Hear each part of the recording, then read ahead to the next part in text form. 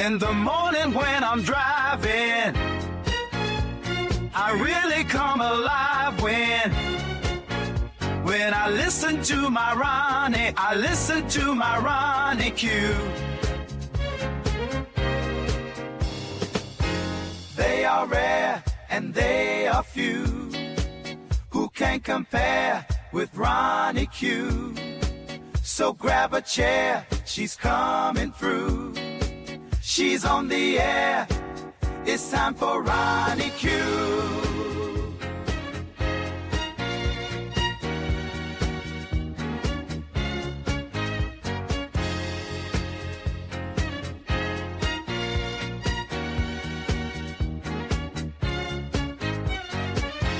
They are rare and they are few who can compare with Ronnie Q.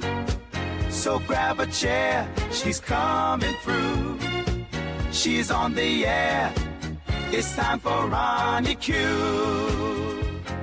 Ronnie Q. It's time for Ronnie Q. Ronnie Q. It's time for Ronnie Q. In the morning while I'm driving, Ronnie Q. I really come alive when it's time for Ronnie Q. I listen to my Ronnie. Ronnie Q. I listen to my Ronnie. It's time for Ronnie Q.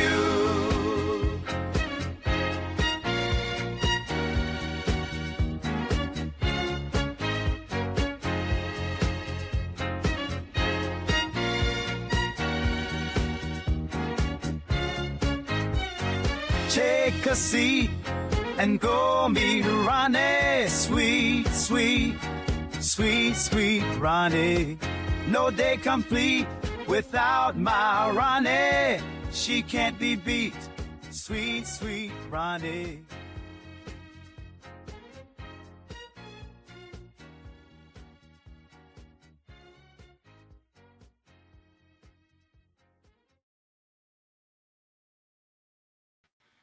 Grand Rising, Grand Rising. What is going on with you guys this morning? Thank you guys for coming in, and hit the like button on your way in. Grand Rising, Nappy Child, how are you? Queen Diva, it's good to see you. M. Renee, Grand Rising to you as well. So, it was a busy weekend. Good morning, Ronnie Q and Rascal. Rascal said, "Rawr, rawr, rawr, rawr." Good morning, Ronnie Q and Rascal. Now, did you guys see this breaking news?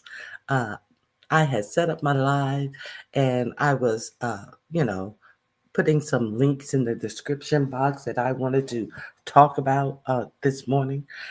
And lo and behold, 4547 has said that he is going to, hold on one second.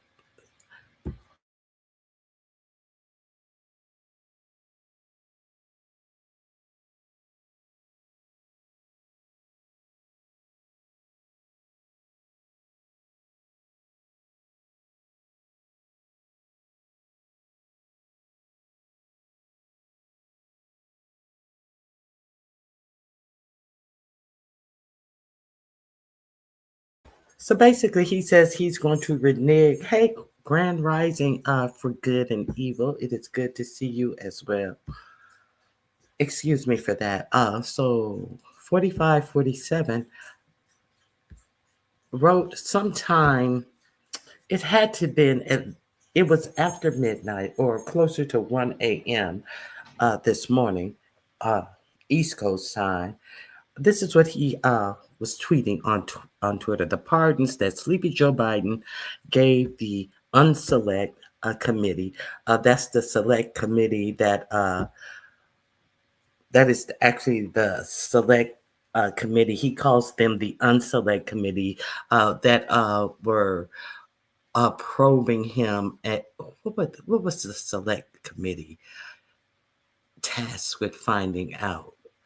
Uh, I think they were tasked with finding out like all the things. I think it was the taking of the White House information, all of the uh, boxes and boxes of things that he refused to give back once requested. So the pardons that Sleepy Joe Biden gave to the Unselect Committee of political thugs and many other are hereby declared void, vacant, and of no further force or effect because of the fact that they were done by AutoPen. In other words, Joe Biden did not sign them, but more importantly, he did not know anything about them. The necessary pardoning documents were not explained to or approved by Biden. So he's saying that these were done by AutoPen, and therefore someone else decided to do all of Joe Biden's pardons, and Joe Biden wasn't even informed or aware.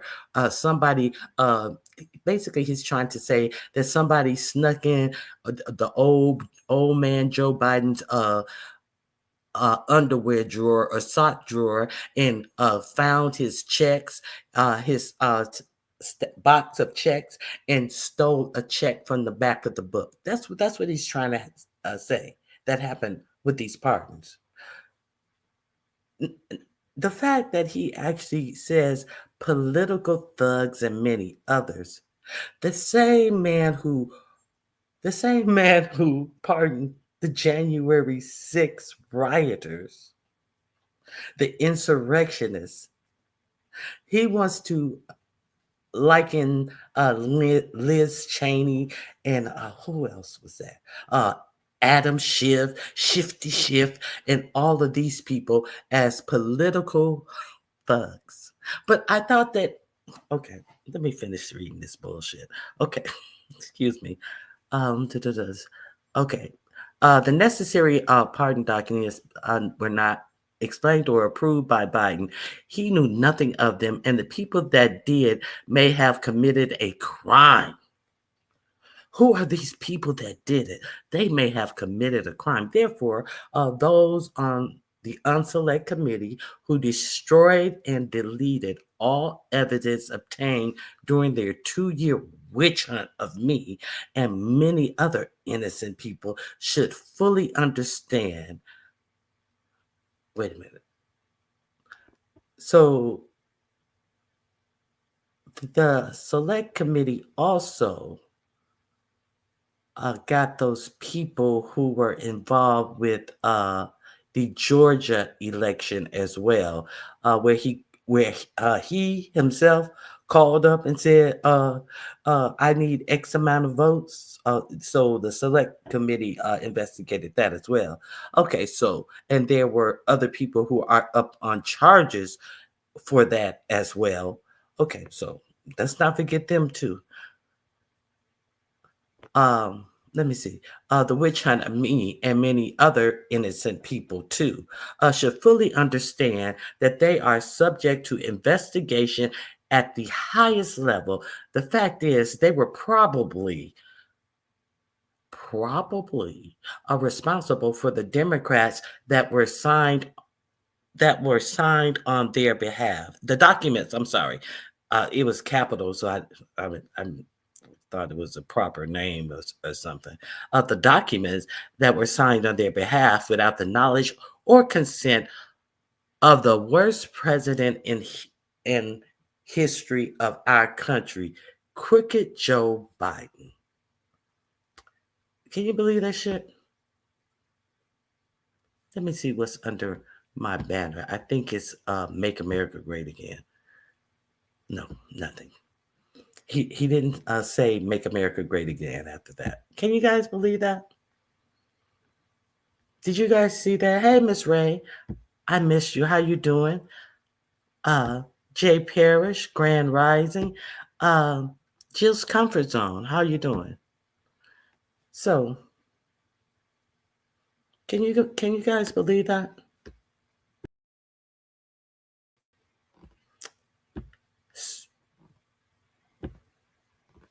Okay, so I found that quite interesting. The simple fact that he's calling all of them criminals. Now, speaking of the actual criminals that he pardoned, some who got up to 22 years in prison for the things that they did that he pardoned, who beat on police, defecated in the Capitol, uh, all up in senators' offices, taking pictures and all of that. Just was chanting to unalive Mike Pence. You know, those people who were out there, in his words, showing love. Now, some of the people, the judge has just had to make a judge has just had to make a ruling that no, you were only pardoned for the crimes that you committed on January 6th. You know why a judge had to be clear about these pardons? Because they were trying to say that every crime that they have committed, they were pardoned for. SAing people, um, uh, dating underage women, girls, young girls, all of these things. They were pardoned for everything. So a judge had to break it down to what these people were pardoned for. 45, 47 is insane. Grand Rising, Auntie Donna, it is good to see you. So I'm I just wanted to know, did you guys hear about that? Because it happened we in kind of like a lot of things happen in the wee hours of the morning. So that's what was going on in the wee hours of the morning.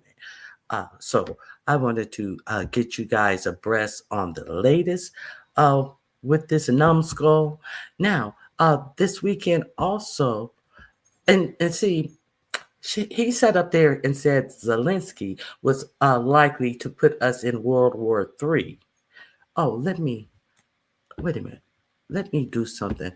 Uh, Let me put my goals up here. He never he never sleeps. He's turning into another Elon Musty. He never sleeps.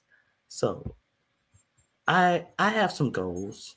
My goals are, if you learn something new that you didn't know, uh, uh, help me reach my goals, because my goal is to uh, hopefully enlighten you on something that you did not know. Now, I have never doing this political talk, I just realized that I never dropped the link to have a conversation with people. So I'm going to drop my link now. And if anybody has anything that you want to get on the link and converse with me about, you're more than welcome.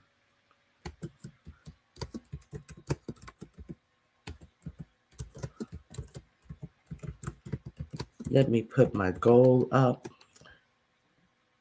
Okay, so let's get started. Oh, did say I was going to drop my link. Let me drop my link first. So, did you guys realize that he said that Zelensky was going to likely start World War III, when in fact it seems like he may be the one who starts it? Did you guys know that there was a big airstrike in Yemen from us? You guys may be aware of it. I was just like really surprised when I read that. Hey, Kimberly Black, Grand Rising. Okay, there's the link. I'm gonna pin it. If anybody want to come up and talk about it, there we go.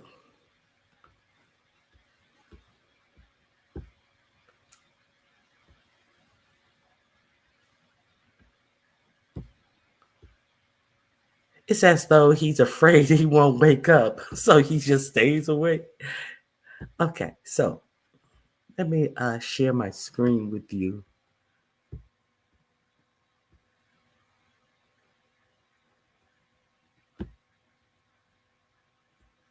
Okay, here we go. The link is in the description box to this video I'm going to share with you.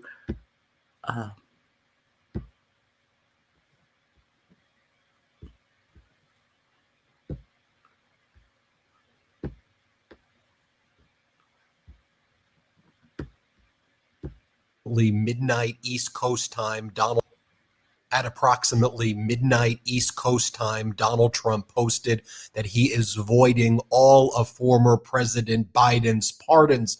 Donald Trump essentially asserting the powers of a dictator and saying that he is going to go after, using the Department of Justice, any of the people that former President Biden pardoned. Here's Donald Trump's late night dangerous and psychotic post. Donald Trump wrote the following: the pardons that Sleepy Joe Biden gave to the Unselect Committee of political thugs and many others are hereby declared void, vacant, and of no further force or effect because of the fact that they were done by auto pen. In other words, Joe Biden did not sign them, but more importantly, he did not know anything about them. The necessary pardoning documents were not explained to or approved by Biden. He knew nothing about them, and the people that did may have committed a crime. Therefore, those on the Unselect Committee who destroyed and deleted all evidence obtained during their 2-year witch hunt of me and many other innocent people should fully understand that they are subject to investigation at the highest level. The fact is, they were probably responsible for the documents that were signed on their behalf without the knowledge or consent of the worst president in the history of our country, crooked Joe Biden. So as Donald Trump continues to tank our economy, as he sucks up to Vladimir Putin and destroys American alliances, Donald Trump asserting the power of a dictator. Of course, what Donald Trump is saying here is a complete and absolute lie. First and foremost, let me repeat that the January 6th documents are not deleted. They are archived. You can access them. You could literally Google right now the January 6th documents. The MAGA Republicans removed them from where they originally were, but they are all accessible right now on archives that you can go to. Donald Trump then lies and says that former President Biden did not know what he is doing.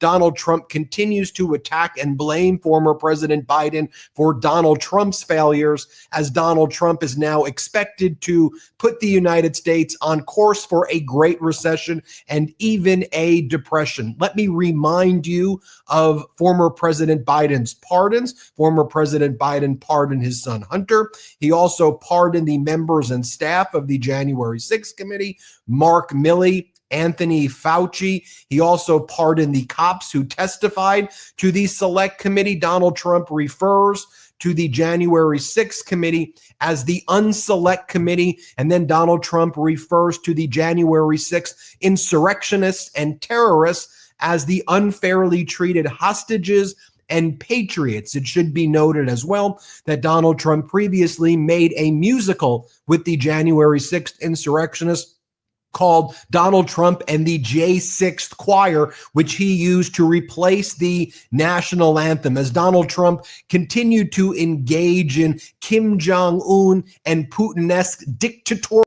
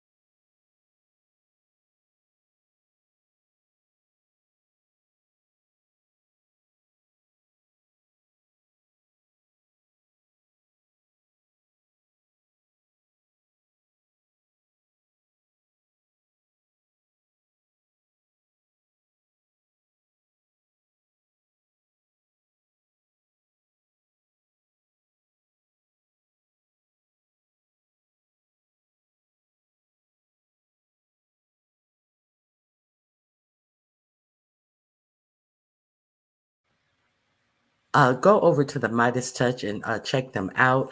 Hey, T. Danielle, I'm sure uh, it was late breaking news, so I'm sure some of you may already be subscribed. I That's a channel that I do get. They are usually, like 24/7 on on point with their news. Go over there and check them out. Now, this strike in Yemen. I know that going to war is an act of Congress, but if you look at these ships that they have out there, they did a strike in Yemen because there have been a lot of boats in that area of the sea that pirates have been attacking. So I'm wondering, I'm unclear about if they were young, and Yemen,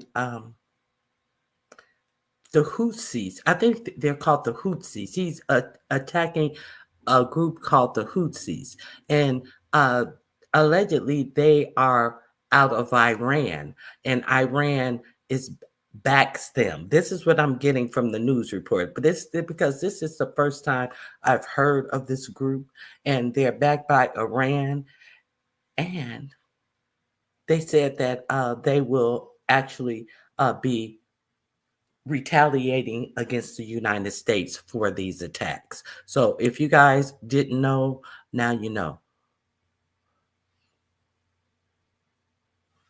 Okay, so let me share my screen with you guys.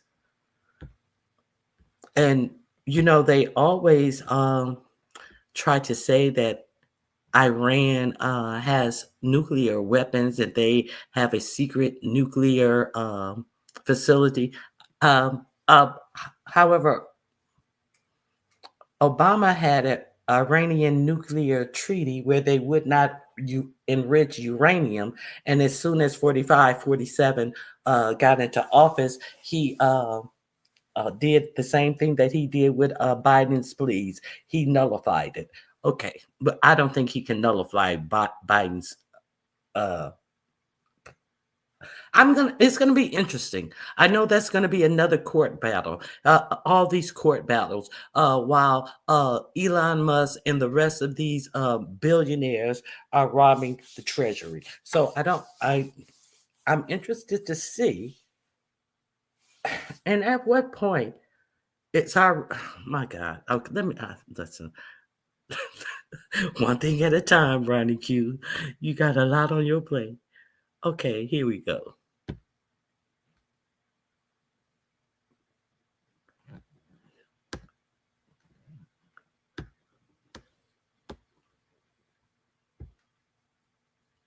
Okay, so it's sharing.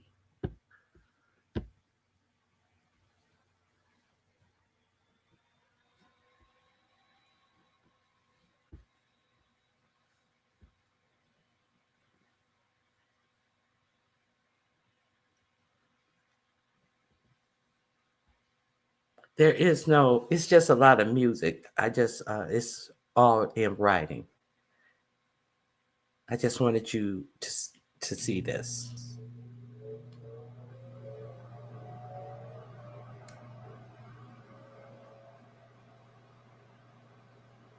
They're saying they are declaring this as a war crime. I don't know.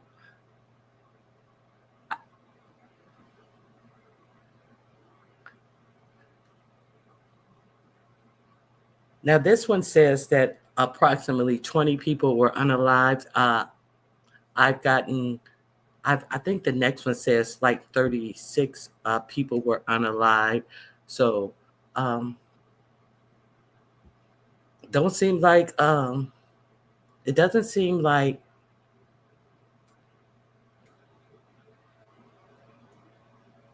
uh, it doesn't seem like Ukraine is going to be the cause of World War III. Let me share another screen with you that actually has some dialect in it about this attack. And I just want to know what you guys think about that, or if you knew this.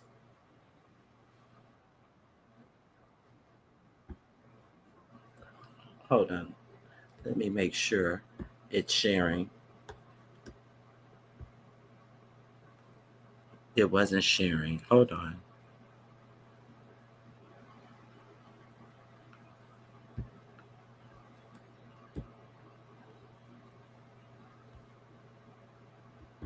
Here we go.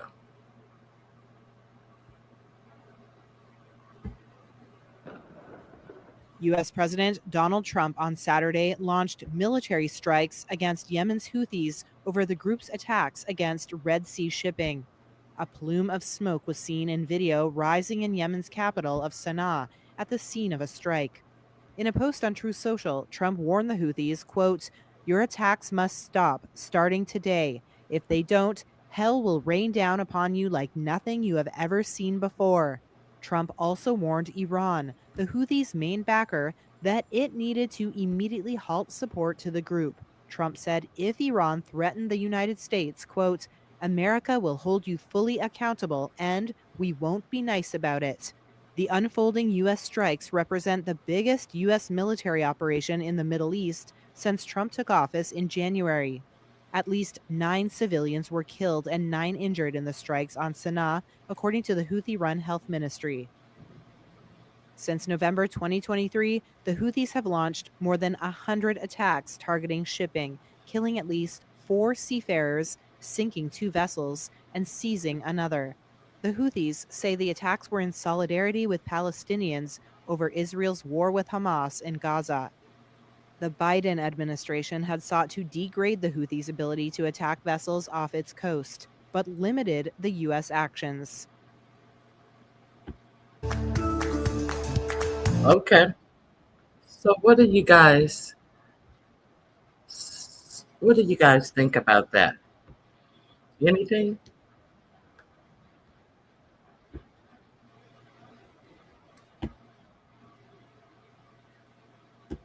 Because I think it's quite crazy. That's what I think. Let me see if I got any comments. No comments. Grand Rising, Bush baby. It's good to see you. Okay, so um, I just, I am. Okay, so they said that he told them via Truth Social. So I'm sure that they so is that how our president communicates with the world? Does the world have Truth Social? Is that the proper channel to communicate this? I wonder how else within the actual lines of communication which is supposed to go down that he announced this if you don't stop this, or did he just announce it on Truth Social and thought that the whole entire world is so enamored with him that they are watching Truth Social like our for-profit media to bring you all of the craziness that he's up to? I'm just curious.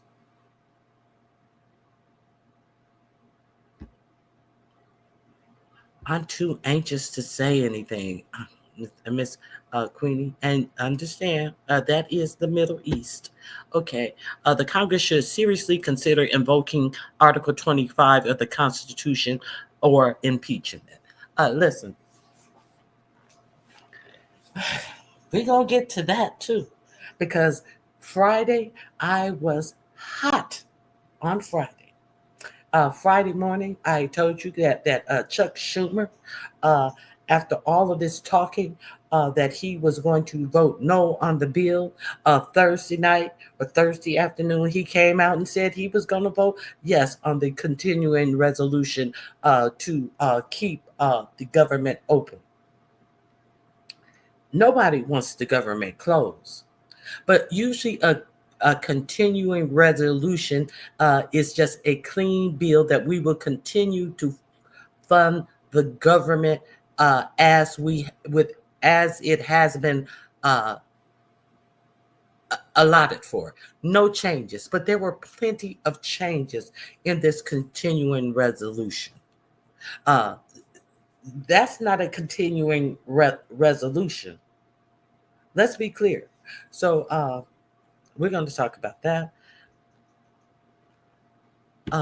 45, 47 does not follow normal procedures. That's my point. I mean, you just can't tell me and show me his Truth Social post where he warned them. Was there any? Was this done by protocol? Because God knows he's not doing anything else by the proper protocols. So I want to know: did he do this via the proper protocols? Mental health issues are on the uptake because of this individual.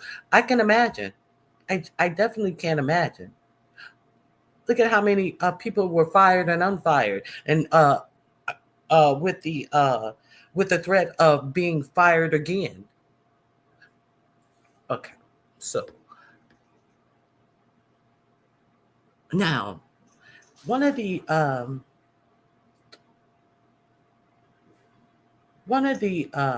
my gosh, executive orders that he signed was to unmilitarize the not un what was it?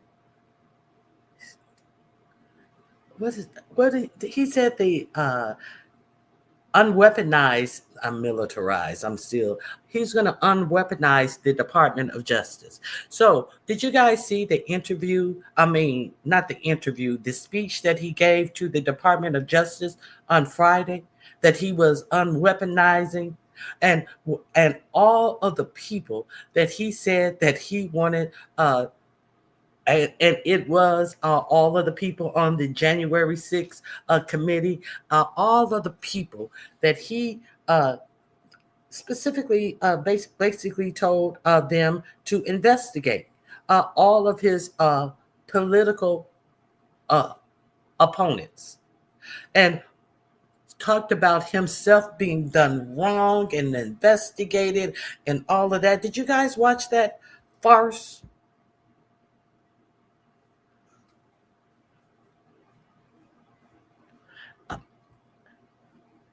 Along with his rant at the Department of Justice, which has never been done in history. That's what I'm talking about. Did you guys see that? I have a little piece of that. Let me share my screen with you.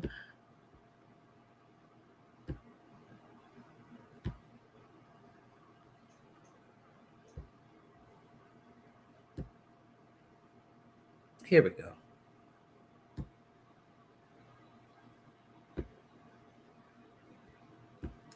Praise the J6ers. Please convict me. Don't say that.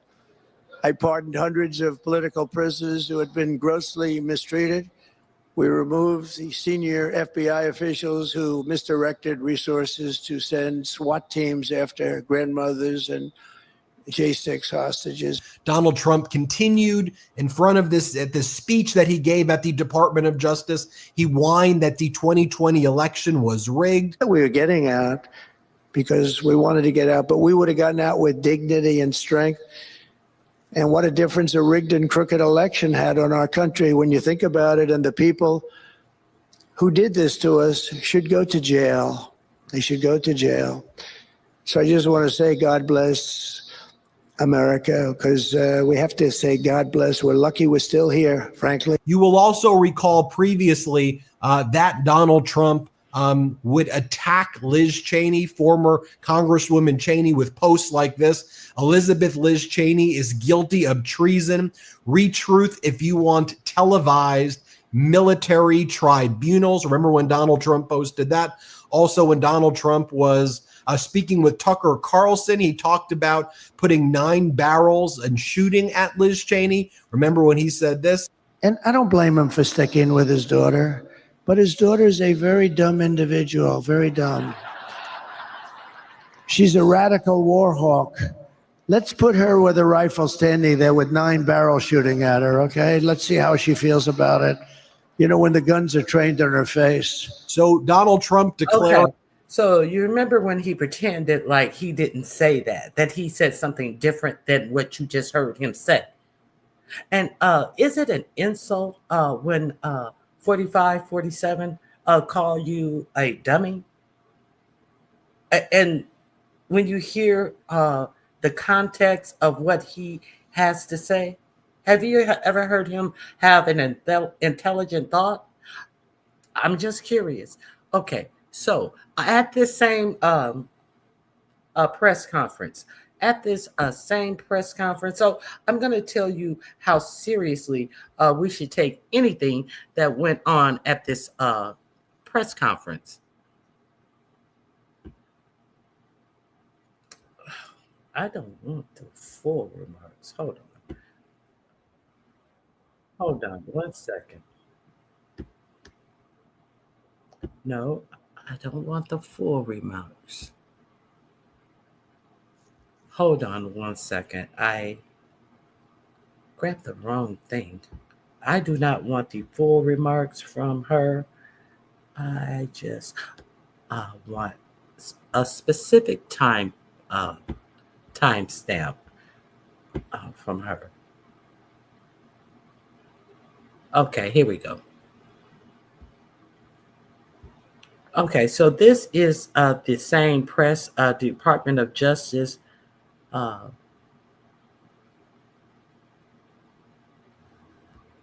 with Pam Bondi, uh, a straight up do girl for 45, 47. So here we go. Here we go. To see if you should be taking anything seriously from this administration. Okay, I'll share my screen with you guys. I'm just wondering if you guys, any of you guys, caught this. Now, this is Pam Bundy.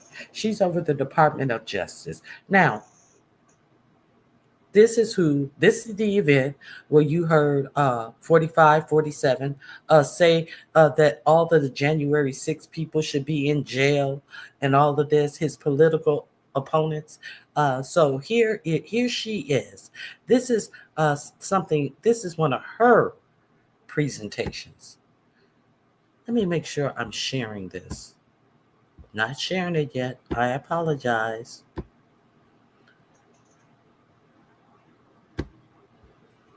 Here we go. So listen to her. This is 180 kilograms. It represents, not real, of fentanyl. Okay. So this is. Okay, it represents, not real, of fentanyl. So why are you holding up a package which represents fentanyl? Why are you pointing to a table of packages that says, I think it says confiscated by the DEA? A whole prop up here. And she's making a point about non-existent fentanyl. If you really had confiscated that much fentanyl, and you needed to display it, display it. But can you let's look. This represents 1 kilo of fentanyl. See, she was supposed to pretend like it really was fentanyl. She said, this is one, and then she had to correct herself because she knew that she was going to be corrected anyway. So, bitch, go sit down somewhere. This shit don't mean anything. You could have just said, we have confiscated X amount of fentanyl, and you know, one, that's more than an ounce, I'm sure. One package of it, like you're going to be handling fentanyl that's in a plastic bag that if they say that you can touch it and you can die, and you're going to be waving this big pack of fentanyl. What is that, styrofoam in that bitch? You could have at least told them to fucking wrap up some weed or some shit, because obviously a whole lot of you motherfuckers in there on some drugs in that bitch, thinking that the American people gonna fall for this shit. Let's continue. In its pure form, this 1 kilo can kill 500,000 people.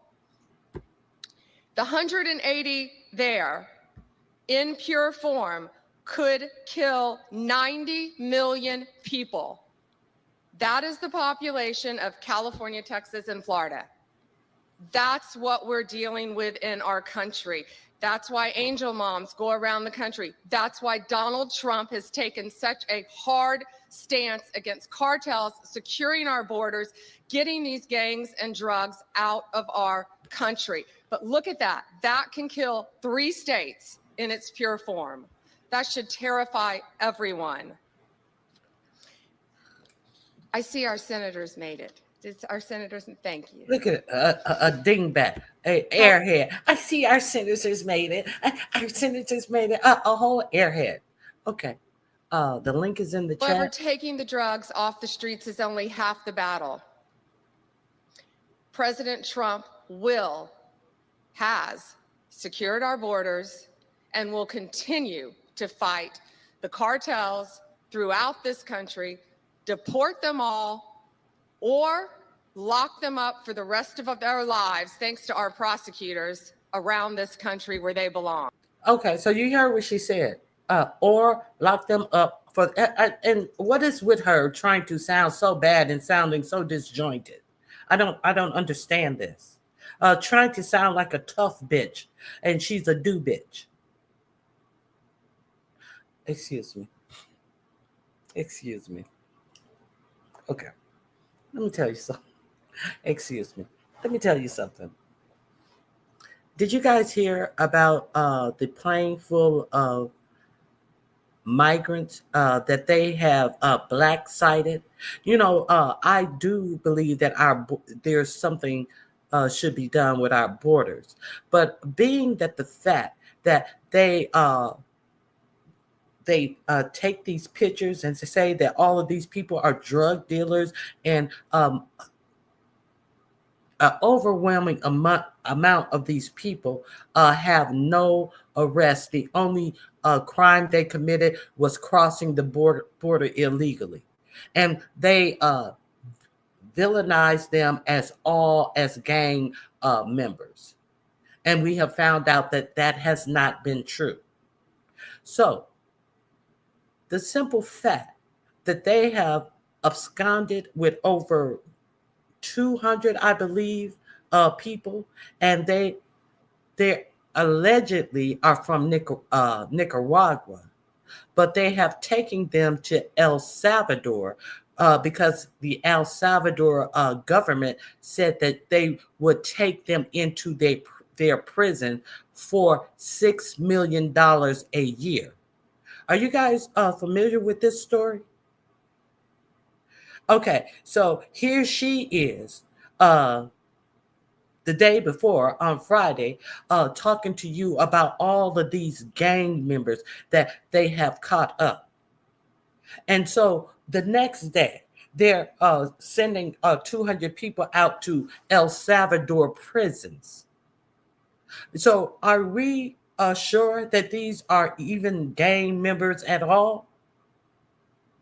Because we understand that the guy from Colombia, they said that he had a student visa when actually he had a green card and was a permanent resident. So what they said was nobody has the right to have a student visa and come over here and talk about America so bad. He wasn't talking about America. He was pro-Palestinian. And a lot of people don't like what is being done to the Palestinian. That doesn't mean that they're pro-Hamas. You don't have to be pro-Hamas to not like what's being done to the Palestinians. So let's put this all in. Let's put this all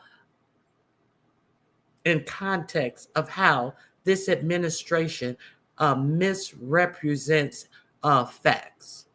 So, and let's go to that story. Let me see what you guys are saying first. Yes, and they shaved all their heads. Yes, and they were pushing their heads down to make them walk bent over at the waist.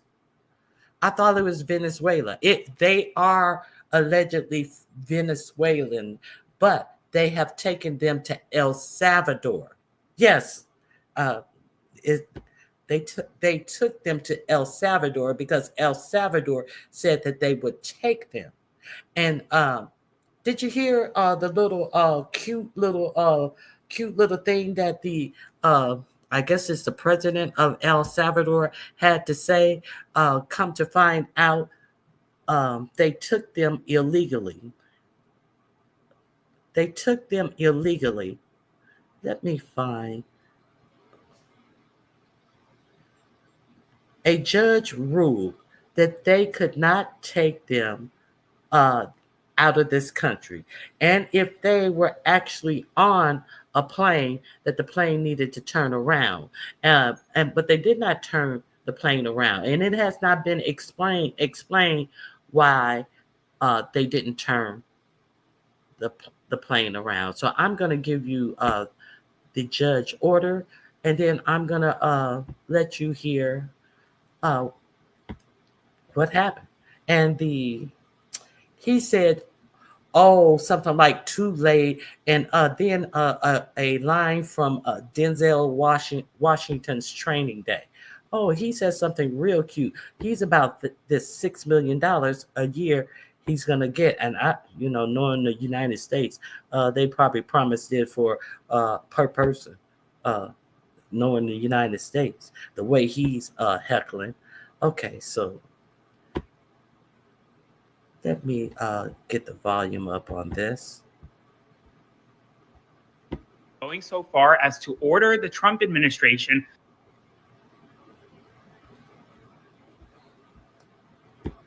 I hate when this happens.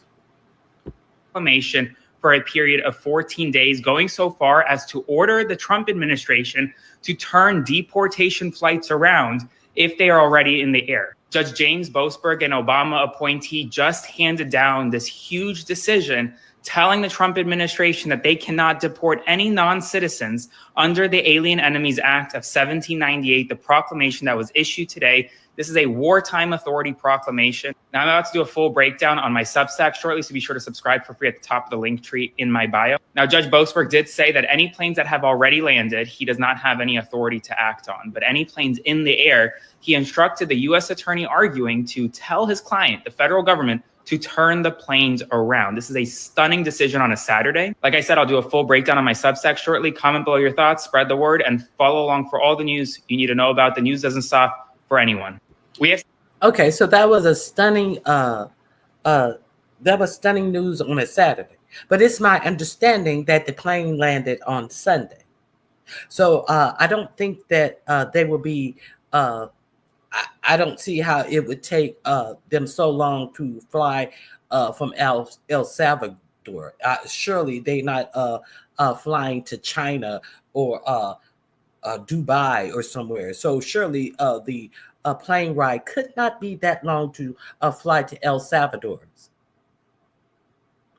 Okay, so let me see what you guys are saying. I have something else I want to share with you. Okay. That was definitely disgusting. 92% exhausting you are. Wow. Okay. So don't forget, hit the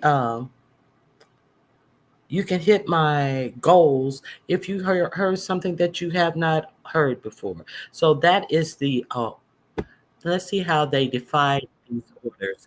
So I'm going to share this with you.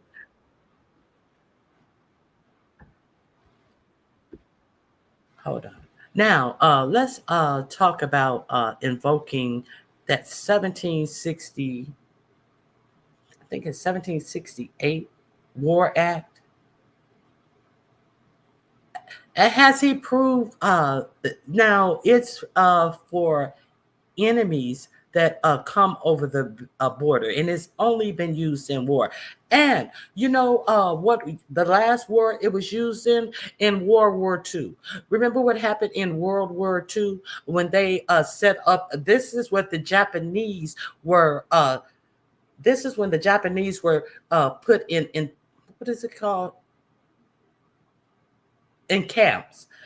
This is how they put the Japanese in internment camps under this 1798 law. No. The law is from 1798. The last time it was used was in World War II. And what happened in World War II? Who had to apologize? I believe it was Ronald Reagan who apologized to the Japanese, and then the Japanese received reparations for mishandling them under this law that they did not apply to. So let me share my screen with you guys. If you guys didn't know that, this is the law that had the Japanese in internment camps, and the last time it has been used by a president resulted in having to pay reparations to them for using this law on them. So let me share my screen with you guys. If you guys didn't know that, I'm just trying to give you some information.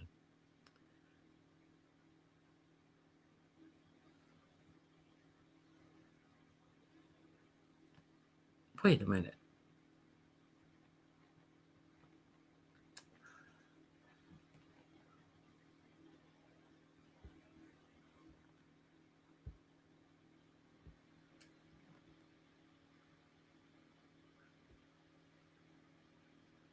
Nope. Did I close it by mistake? Hold on. Excuse me. I think I closed it by mistake. Lord.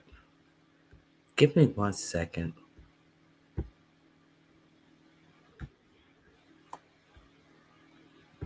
Okay, here we go.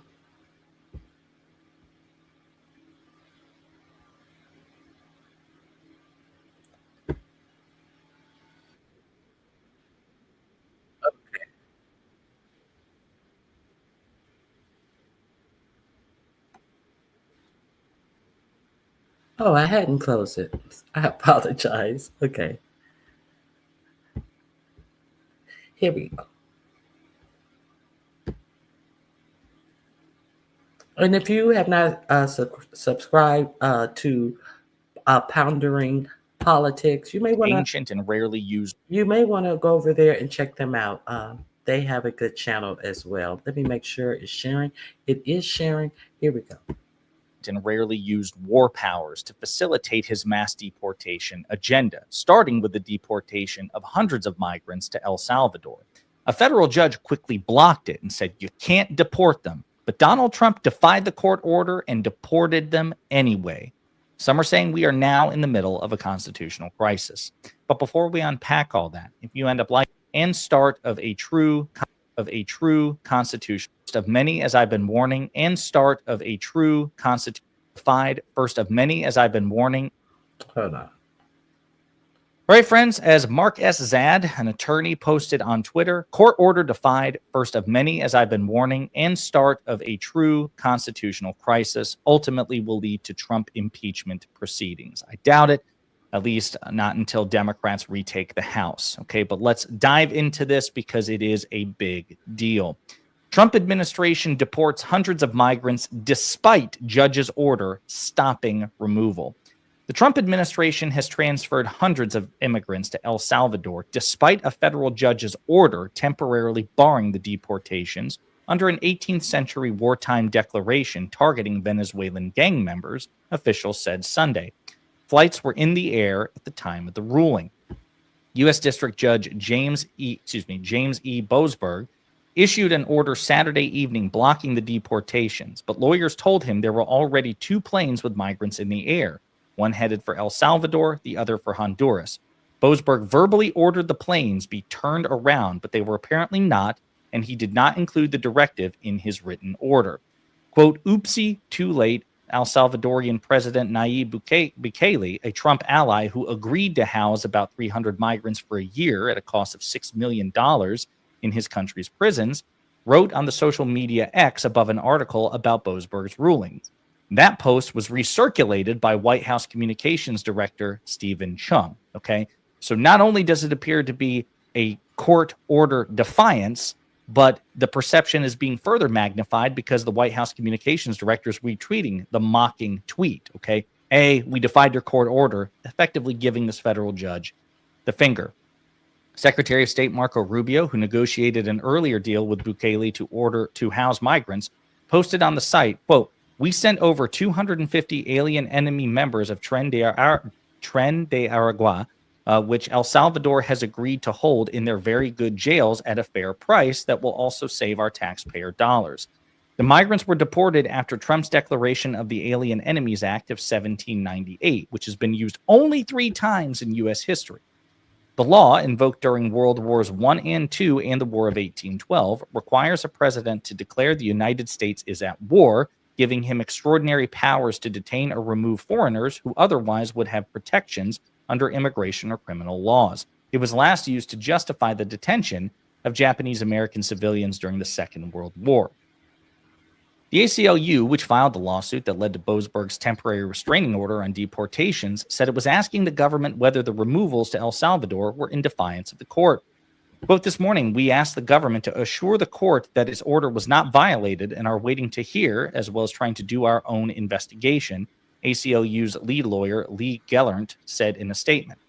Venezuela's government, in a statement Sunday, rejected the use of Trump's declaration of the law, characterizing it as evocative of, quote, "the darkest episodes of human history, from slavery to the horror of the Nazi concentration camps." Tren de Aragua originated in an infamously lawless prison in the central state of Aragua, I'm butchering this, I know, and accompanied an exodus of millions of Venezuelans, the overwhelming majority of whom were seeking better living conditions after their nation's economy came undone the last decade.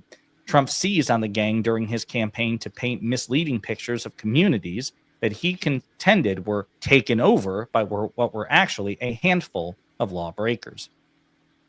The Trump administration has not identified the migrants deported, provided any evidence that they were in fact members of the Tren de Aragua, or that they committed any crimes in the U.S. It did also send 2 top members of the Salvadorian MS-13 gang to El Salvador who had been arrested in the United States. Video released by El Salvador's government Sunday showed men exiting airplanes into an airport tarmac lined by officers in riot gear. These men, who had their hands and ankles shackled, struggled to walk as officers pushed their heads down to have them bend down at the waist. You also have Adam Isaacson on Twitter breaking down the timeline. In his estimation, the timeline between the order and the flights indicated that it wasn't like the judge was too late. There was plenty of time for the flights to either have been canceled or turned around, and it seems just a flagrant violation. Anyway, it doesn't look like the judge was late. So I don't know what comes of this. I mean, I know offhand of one other example in the past several weeks of the Trump administration violating a temporary restraining order regarding the government shutdown, right? The Office of Management and Budget email sent out effectively freezing all federal funding.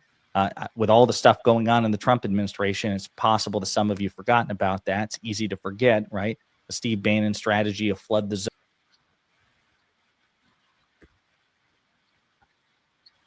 Yes. They ignored that. They ignored that ruling that they could not just withhold monies that had already been allocated, and they continued to withhold that money that was already allocated, and they filed a they filed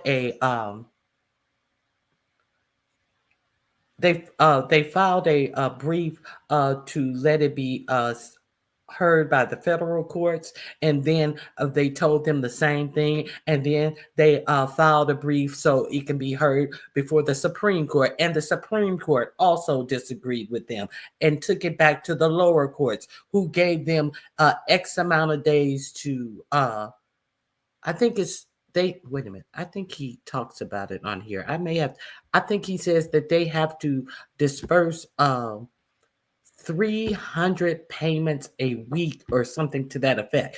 So they had already heard from this judge, but they was like, no, we're gonna take it higher up. We're gonna take it higher up, and and they still have not dispersed this money. I think it's. Let me make sure. It may be in this video. I cut him off. He may tell you. Soaked in a fire hose of other issues the next day, but This does seem, at least on its face, to be an open, brazen defiance of a federal court order. And again, not just with the timing, not just with the fact that the flights landed and that it did not turn around as the judge ordered, but the fact that a post from El Salvador's president mocking the judge was shared and recirculated by the White House communications director, Stephen Chung, effectively saying, we did defy the court order and we are also enjoying mocking you. So,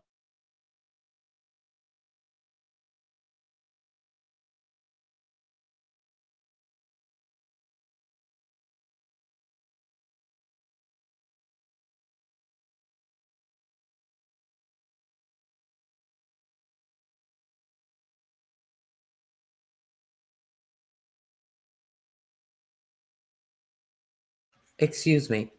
So let's be clear. The simple fact that they tweeted out what the president had to say, mocking them. I don't put it past them, and they are going to try to claim all kind of plausible deniability. Just like he tried to say he didn't say that he wanted guns pointed at Liz Cheney's head, and I just played that coming out of his mouth. So they have done that many times before. And he who saved his country commits no crime. Let's not forget, this is what he had said about himself. He tweeted out about himself when he was defying the first order about the no, they can't block money that has already been allocated by Congress. That's what he said. So what are we going to do about this? What is going to be done about this? Let me see what you guys are saying. I did see, hey, Sally O'Malley, thank you for watching the replay. It is much appreciated. I think that it is kind of interesting that there is so much going on in the real war, from striking in the Middle East, people who they want to always tell us have a secret nuclear arsenal or working on nuclear weapons. I think that is interesting that not a lot of people are paying attention to this. I just, hey, I'm just trying to give you guys the information that Nappy Child, yes, I did see that track star. Remind me about it if you're here. I do want to play that too. I didn't put it on here, but when you reminded me of it, the girl, it was they were at their state track meet. I think it was a state track meet, and they were doing the baton relay, and one of the girl got passed by, and she raised her behind and whacked the girl in the head with her baton, gave her a concussion, and then sat up there and cried crocodile's tears and said, y'all ain't worried about her mental state. Yeah, I saw that. Thus is a part of project.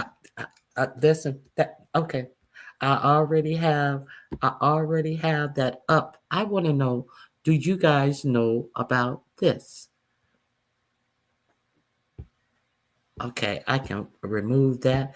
I already have some information up about Project 25. So let me share my screen. Beyond my wildest dreams. Hold on one second. Let's go beyond someone's wildest dreams. Whose wildest dreams do we want to go beyond? Harpo, who this? Harpo, who this man? Who this man, y'all?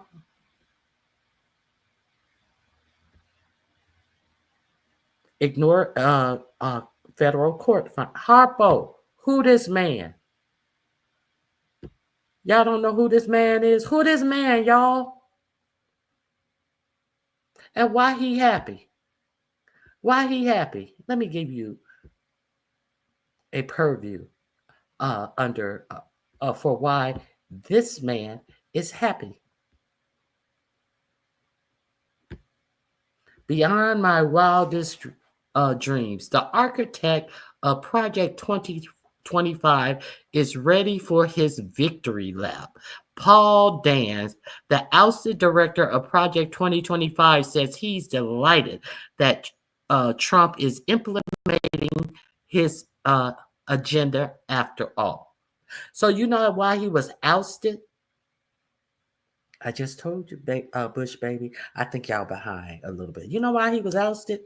He was ousted because the Democrats bought out Project 2025 and kept talking about it, and then 4547 had to distance himself and said he didn't know anything about it, and I haven't read it, and I don't know nothing about this Project 2025. So then the same guy who retweeted what the dictator of El Salvador wrote, this same guy was the one who came out and said that 4547 did not know who this guy was and what Project 2025 was about. The same guy that just treated that shit from the El Salvador president taunting our judges. That's why he got ousted. But he said he's over it and he's ready to sit back down with 4547. So let me share my screen with you. The link is in my description box. I will drop it in the chat. He has a whole interview on Politico. So let me share my screen with you. Okay.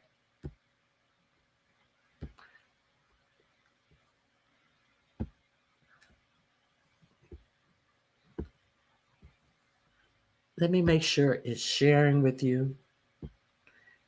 Okay, here we go. Okay. Beyond my wildest dream. Let me drop the link in the chat. You guys make sure you go over there and read this because I'm not going to read all of it. It is a long interview. It's just some points I want to point out to you. Let me drop the link in the chat. Here's the link. And it's also in my description box. It may be under Hoppo. Who this man? He looked like Chris Christie. Okay. And everybody don't look like somebody from New Jersey. I'm just kidding, Auntie Donna. He does look like Chris Christie. Well, when you said that, it was like he sure does. Okay. So let me read a little bit. Paul Dans, director of the Heritage Foundation 2025 Presidential Transition Project. Remember, this is a transition project. Remember, I played you Ayanna Pressley asking them what was the fourth rail, the things that they had in store for the first 180 days, and we haven't made 60 days, and he recognized that 4547 is implementing his Project 2025. Remember, I played all of this for you guys. If you guys have been watching me, all of these dots have been connected. Down to them coming before her. He didn't come before her, but some of the authors of 2025 coming before her and refusing to let her know what they had in store for us in the first 180 days. But I think we're getting a gist of it. Just like I think it was who said just like they told them to not follow the judge's orders. All of this is in Project 2025. Okay, a year ago, Paul Dans was chief architect for what was the shaping up to be the blueprint for Donald Trump's second term. 8 months ago, he was sent into MAGA exile. Dans was director of Project 2025 at the Heritage Foundation when midway through the 2024 election presidential campaign, he and his program started to become a huge political liability for Trump's Democrat warned Project 2025 radical agenda, saying it would mean a ban on abortion, elimination of the LGBTQ rights, and complete presidential power over federal agencies, along with the elimination of some of them, including the Department of Education. This was way back ago. And when this started coming out, 45, 47, I don't know what they're talking about. Okay. At the Democratic National Convention, Saturday Night Live, Kenan Thompson held up a giant-sized replica of the 900-page Project 2025 book, encrypt. You'll never see a document that could kill a small animal and democracy at the same time. So it was a quite hefty book. Here it is. Conservatives began blaming Heritage and Project 2025 for hurting Trump's election chances. Trump himself repeatedly contended that he hadn't even read Project 2025, claiming on True Social that he had no idea who is behind it. In an interview with Politico Deep Dive podcast published Saturday, Trump campaign advisor Chris Lasiva, that's the same one who did the Nicaragua retweet, complained that there was some stuff in there that we really like. Well, where the hell did that come from? Okay.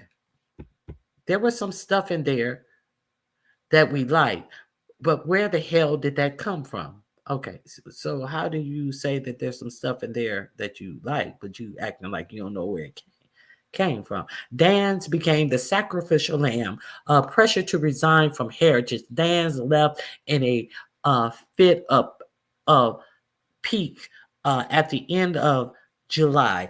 He later criticized Lascivia and the campaign co-head Susie Wiles for campaign malpractice. He was pissed. Now Dans, who lives in Charleston, South Carolina, and works as a lawyer and government relations consultant, is letting bygones be bygones and says he's delighted with the extent to which Project 2025 has in fact become the Trump administration's playbook. Now, can I make it more clear for you, or can the architect of Project 2025 make it clear to you? Did you hear 45, 47 have any campaign things? He did say he wanted to close the Department of Education. He had no reason behind it, but that's the one policy thing, and getting rid of illegals. That's the one thing, and he had a whole lot of gripes. Those are the three things that his campaign was riddled with. Okay, this week, his first in-depth interview since Trump returned to the presidency, Dans effectively confirmed what Dems were saying all along, and Trump himself denied. There really is almost no difference between Project 2025 and what Trump was planning all along, and is now implementing. And if the White House were to call, he'd be glad to get back on the team. So get back on the team says that he was on the team. When you say he'd be glad to get back on the team. Oh, so who do you think wrote all of these things that he was just signing with his big Sharpie marker, and the butler of the executive orders would have to tell him what's in it, and he's looking up and talking to the press? Who do you think wrote all of this? You think that anyone? Well, I guess somebody on his administration, because Russell Volt is also over the budget and management office, MBO. Yes, budget and management office. He is also a co-sponsor of Project 2025. And don't forget that while Russell Volt was waiting to be confirmed to the office OBM, Office of Budget and Management, they came out with the no more federal programs would be funded. And they said that was an order from Russell Vought. But Russell Vought had not even that came from the Office of Budget Management, who is under Russell Vought. But Russell Vought hadn't even been confirmed then. And that's who they said made that play. And Russell Vought is the co-sponsor of Project 2025. And he was already making calls before they even confirmed him. And he still got confirmed by these feckless Republicans and Democrats. We're going to talk about Chuck Schumer. Don't think we ain't going to talk about Chuck Schumer and them other 9 numbskulls that voted for this continuing resolution. Okay, wait a minute.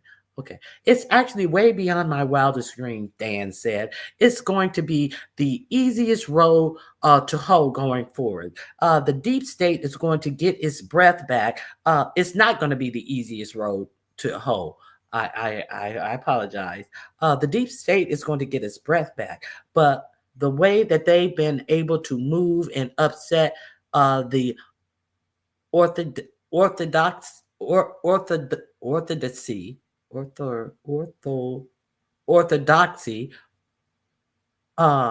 at the same time really captures the imagination of the people. I think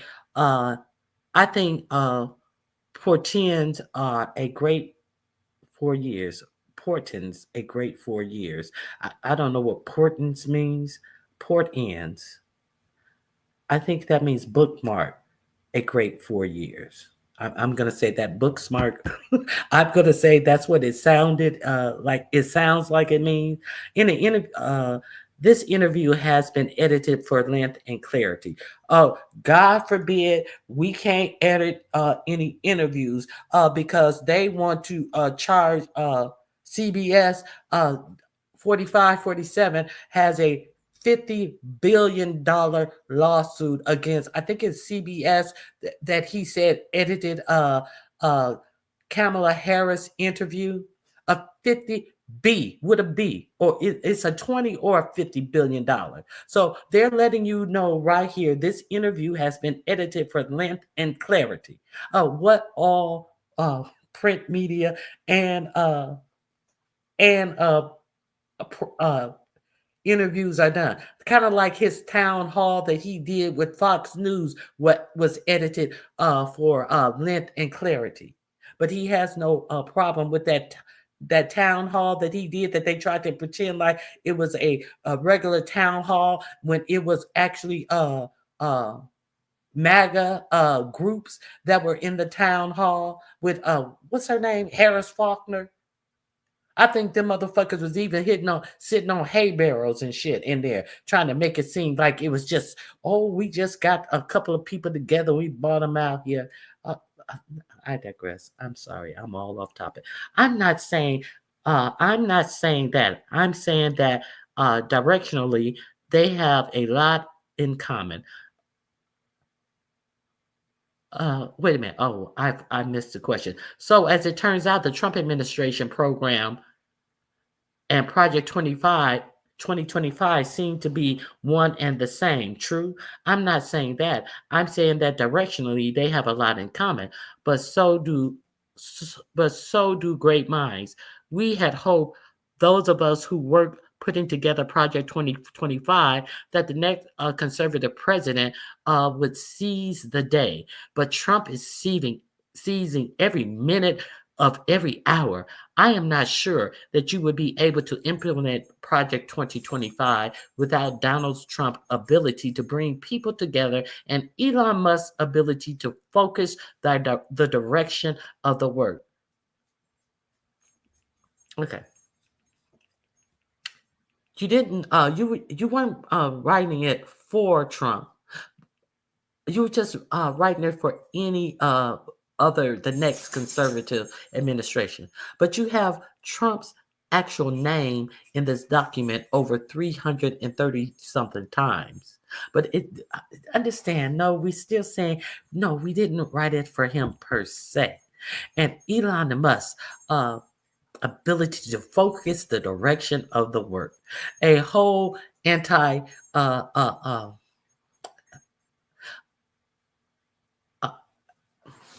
okay, I'm not going to call him an anti-Semite. I'm going to let his word speak for themselves. Let me hold.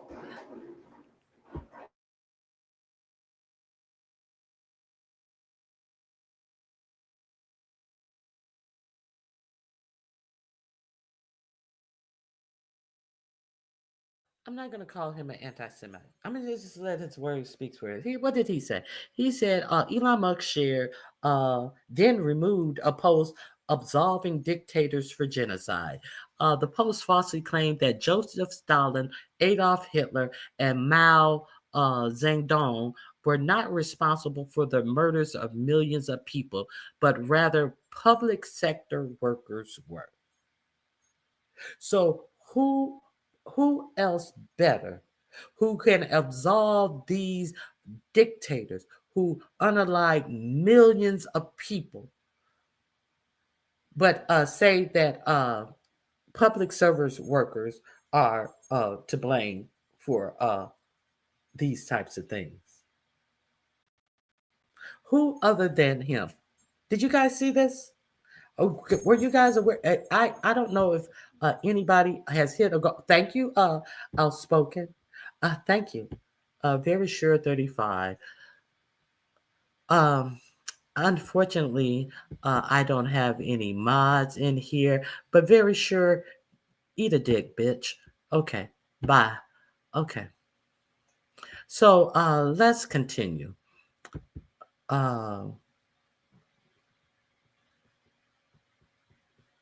Auntie Donna, would you mind being a mod for me, please? Let me know. Because my content has changed and I need a new mod. Let me know, Auntie Donna, if you're still here. Or would anyone like to volunteer to be a mod for me? Why y'all looking? Why y'all looking? The muskrat has daddy issues. Why y'all looking?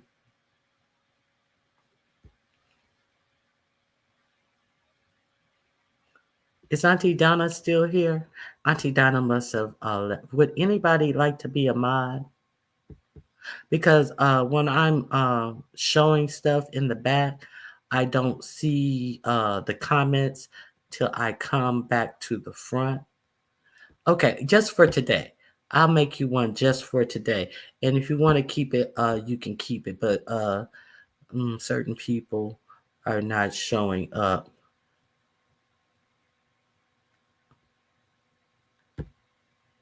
And remind me to take you off at the end of the, or if you are whenever you're leaving.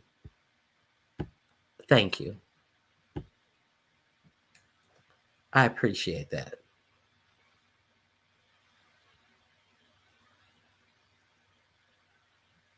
Say something, nappy child. Oh, Auntie Donna's here.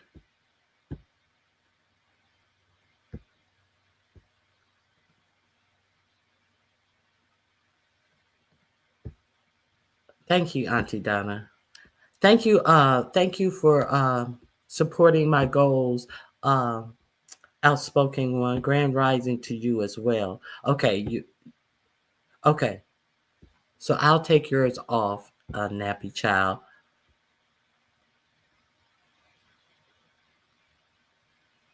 I'll take yours off at the end of the live, nappy child. How about that? Okay, so where was I? I hate ignorance. Okay, so in other words, okay, I did that.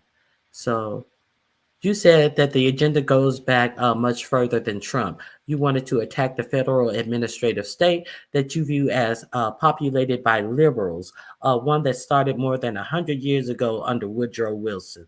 Yeah, okay, so we are going on our 250th birthday, and there's it's over a little over a year from now, and last 100 years have been a great diversion from the enduring constitutional structure of the great American experience in democracy.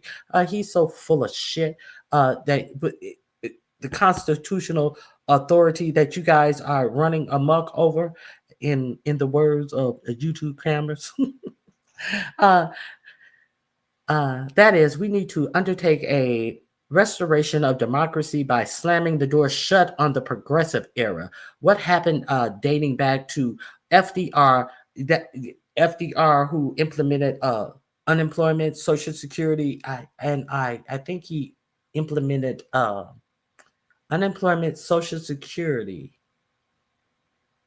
I don't know if he implemented Medicare and Medicaid, though. I can't remember.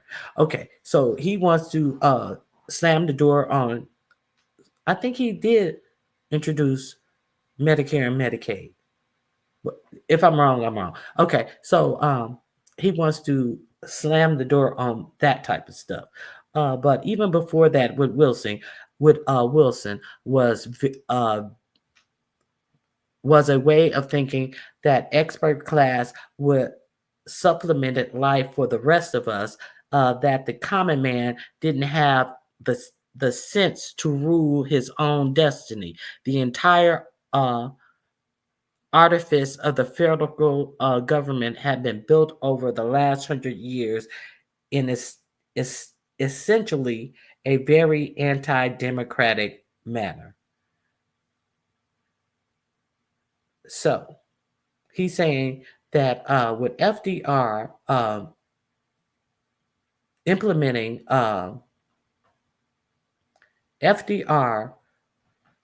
implementing social programs is saying that we do not how to govern our own lives. Yes, we do know how to govern our own lives, but when the fucking deck is always stacked against it, every man would be destitute. A great margin of every man would be destitute if they could only have to depend upon themselves, while you guys act as if the rich act as if they depend upon themselves and they get most from the government.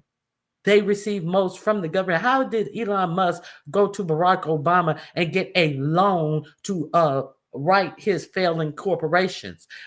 Can the everyman go to the government and get loans for their failing businesses? I think most people go to banks if they need loans. So I don't know too many people who can go to the government and get loans for their failing businesses. Is all I'm saying. Okay, so let me see what else. Our Constitution invests the executive power squarely and solely in the President of the United States.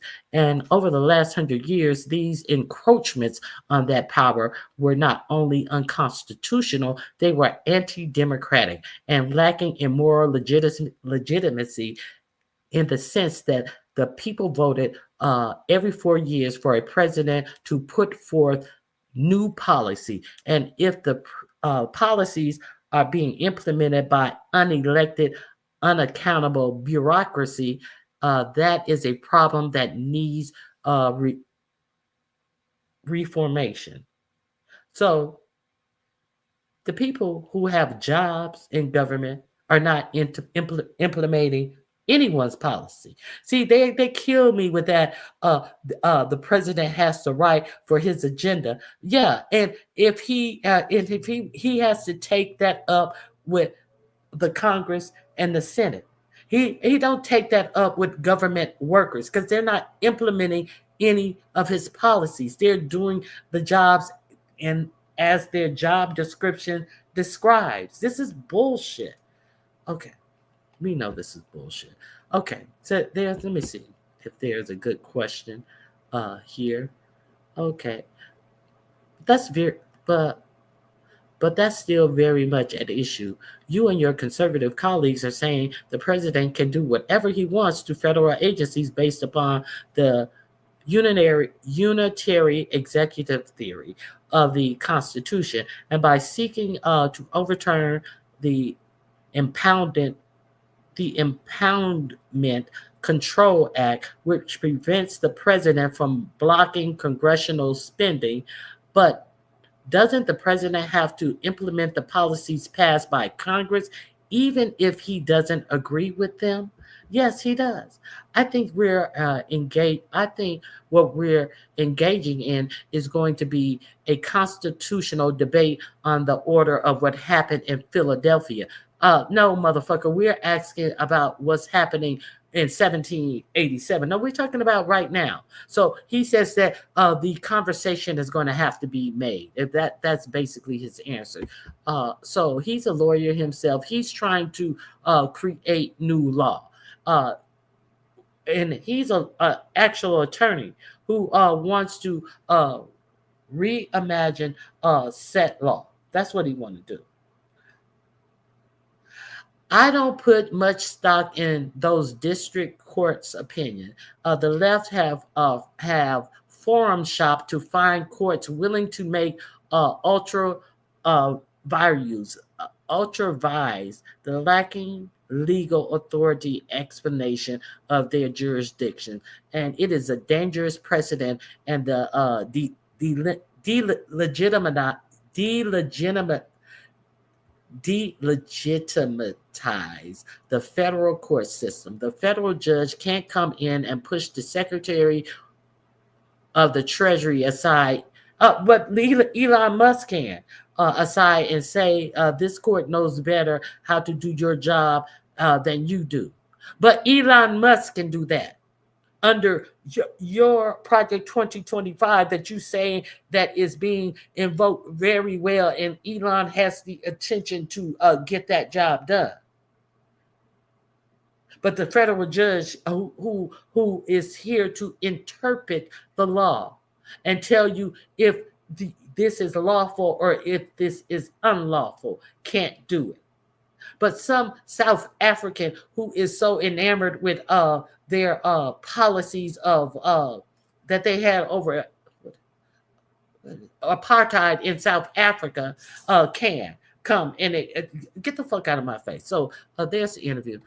Shit, I'm getting pissed off by reading this shit. It's a dangerous precedent that delegitimize the federal court system. The federal judge can't come in and push the Secretary or the Treasury aside and say that the court knows better how to do your job than you do. To do that and hamstring the president is naked usurpation of power. The federal court and its three law clerks cannot usurp the power guaranteed to the president, and we are nearing a point when this will need to be resolved. So he's saying you can't take it to court because you can't trust the judges. So the lawyers are shopping for the judges who will be who will agree with them. They are lawyer shopping, like, kind of like how Trump is mad at different attorneys and stuff, and because he was lawyer shopping all of these criminal cases that was against him. He's saying that they're judge shopping. Trump and his team have talked a lot about exposing fraud, race, and abuse, but we haven't seen much evidence of that. What we mostly see evidence is attacking so-called DEI programs. It looks very much like a political agenda. Well, President Trump, for one, did a great reciting during the State of the Union address of really indefensible expenditures of money, but showing proof and reciting something is two different things.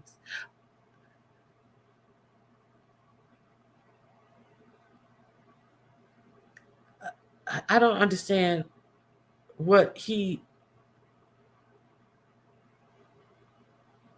I don't understand what he think that proves. Many examples from the USAID. Many examples were from the USAID. He also spoke about some of the recent findings examining Social Security recipients and determining whether they may be illicit payments going to people with ages of over 140 years old. Yeah, he talked about it, but he did not provide any evidence. That's what the question to you was about. Yes, he talked about it with no evidence to back it up. This along with what be what this, along with what's been unearthed in the Treasury Department with trillions of dollars in expenditures not being properly tagged, proves that the system is built in a way that by intention, no one can understand. Yeah, people can understand it. The people who work in the treasuries, the ones who you unsummarily discharge and threw out without getting a understanding of the treasury.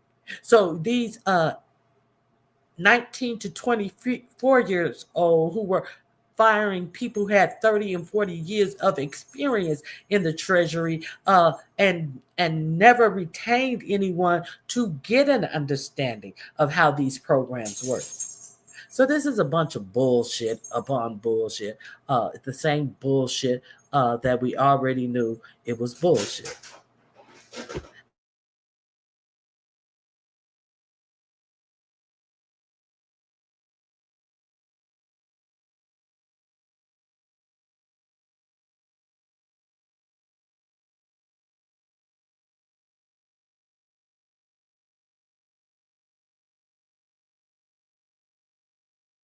Okay.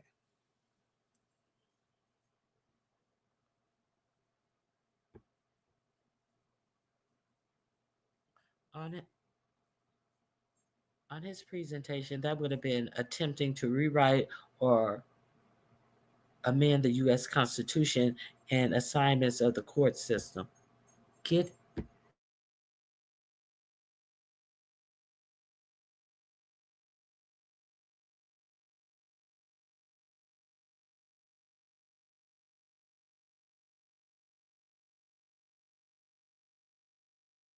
oh Lord, this dog is working my nerves. Okay, and also structures of government elected positions and agencies. You are exactly correct. Okay, so let me see.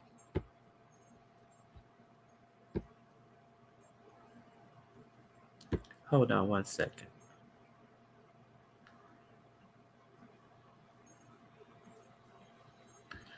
Okay. So let me share something else with you. So there's that interview. It's saying much of the same of what we already knew that Project 2025 was about, but he's actually admitting that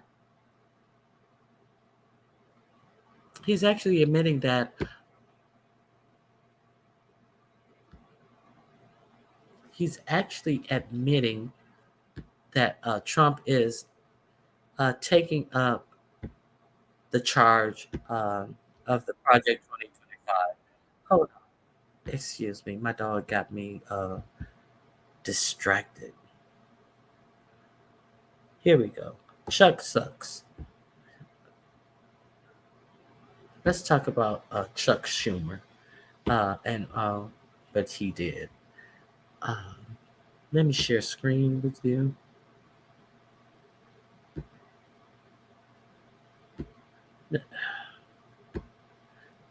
So now Congress stuck out their neck and they said that they were all going to be on one accord. Even some congressmen who were in unsafe districts said, "Okay, well, we're all going to be on one accord." And Chuck Schumer said that he would actually follow them, and he was going to vote no on this continuing resolution. However, Chuck Schumer turned around and the night before, he said, "Oh well, I changed my mind." So let's hear what Senator Chris Murphy had to say about why he was voting against that bill. So, against the Republican funding bill when it comes up for a vote tomorrow. You deserve to know the stakes here. First of all, you get this. Trump has a plan and he's implementing it to destroy our economy and our government, to create a crisis that allows him to hand our government over to his billionaire friends and to suspend our democracy. I wish that weren't true, but it is. The question then is this: does the funding bill make it easier or harder for Trump to implement that plan? Now, I judge that it makes it easier, and so I can't support it. The basics here are this: Republicans are in charge, right? They need Democratic votes to pass a funding bill, but they never negotiated with Democrats. They didn't even try. They wrote their own partisan bill. They filled it with all sorts of right-wing shit. This isn't a continuing resolution. It doesn't just continue last year's funding, even though the press is reporting it that way. It makes big changes to law, and they're all changes designed to make it easier for Trump to implement that plan to destroy our country. For instance, it makes massive cuts to housing programs, to Social Security, to programs for healthcare for working families. That paves the way for Musk to advance his illegal assault on those government services. It gives Trump brand new spending powers. For instance, the ability to start new military programs that haven't even been authorized by Congress. At this moment of crisis, that sounds like a really dangerous idea. And it takes key guardrails off of presidential spending authority. That allows Trump and Musk to more easily move money from one account to the other. Now listen, Trump and Musk are going to keep acting illegally, no matter what this funding bill says. Whether we stop them, that's going to be up to the courts and up to our ability to mobilize people all over the country against their agenda, which is deeply, deeply unpopular. But by passing a bill that makes their plan easier to implement, Democrats risk putting a kind of bipartisan veneer of endorsement on their campaign to give our government to the billionaires and to destroy the rule of law. And I just won't be a part of that.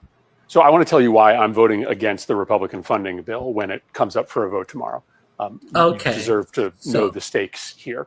First of all, you get this. Trump has a plan. Okay. So when I heard Chuck Schumer was going to vote yes on that bill, the only thing that I could think of was this. It just made me.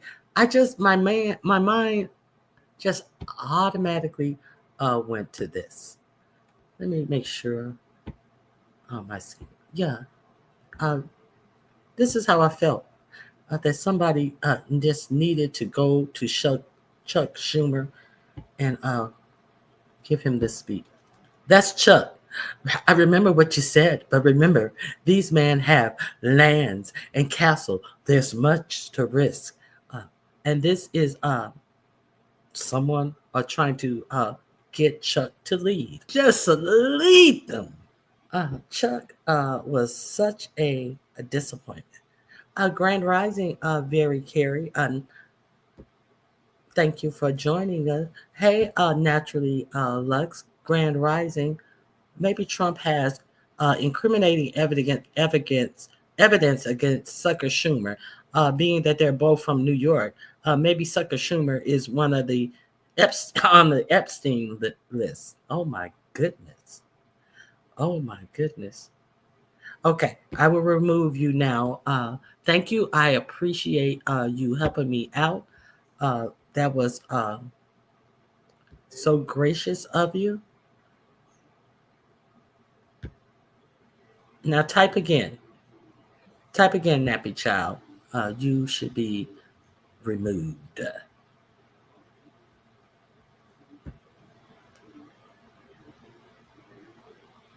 Okay, so now let's see what Chuck had to say for himself.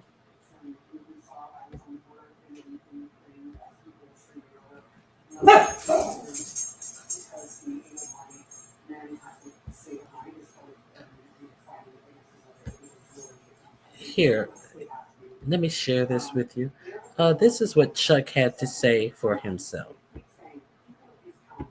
Gives Donald Trump, Elon Musk, and Doge almost complete power as. Hold on, let me go back. His decision to vote with the Republicans to fund the government. Take a listen. A government shutdown gives Donald Trump, Elon Musk, and Doge almost complete power as to what to close down, because they can decide what is an essential service. If they determine that SNAP, kids shouldn't get food, is not essential, they can just cut it out summarily. They could fire half the workers in the federal government. It would have been a far worse consequence.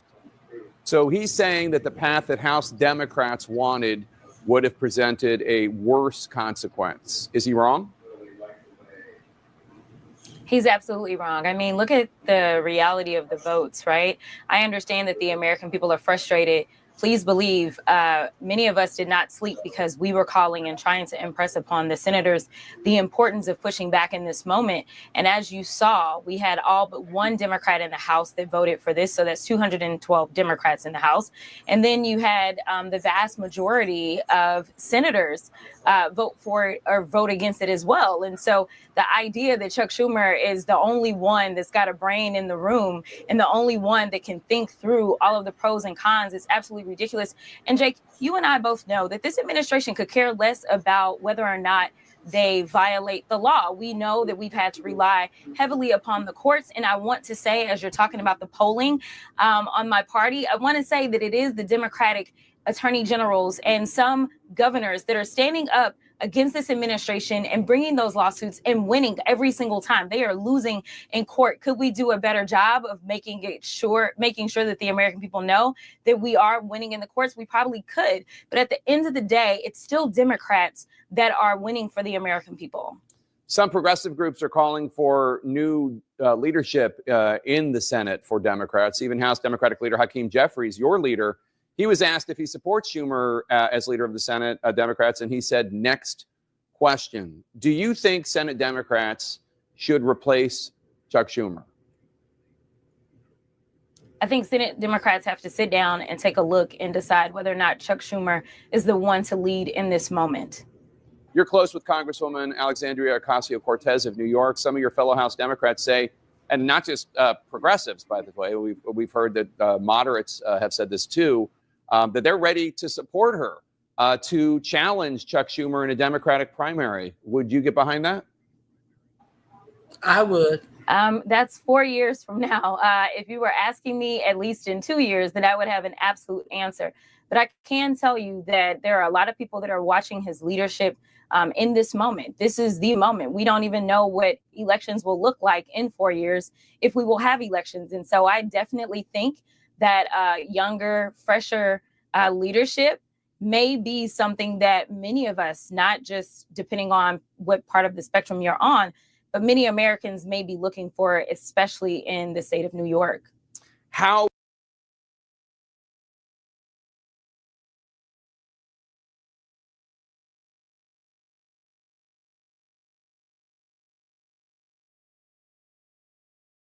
The link is in the description box. There is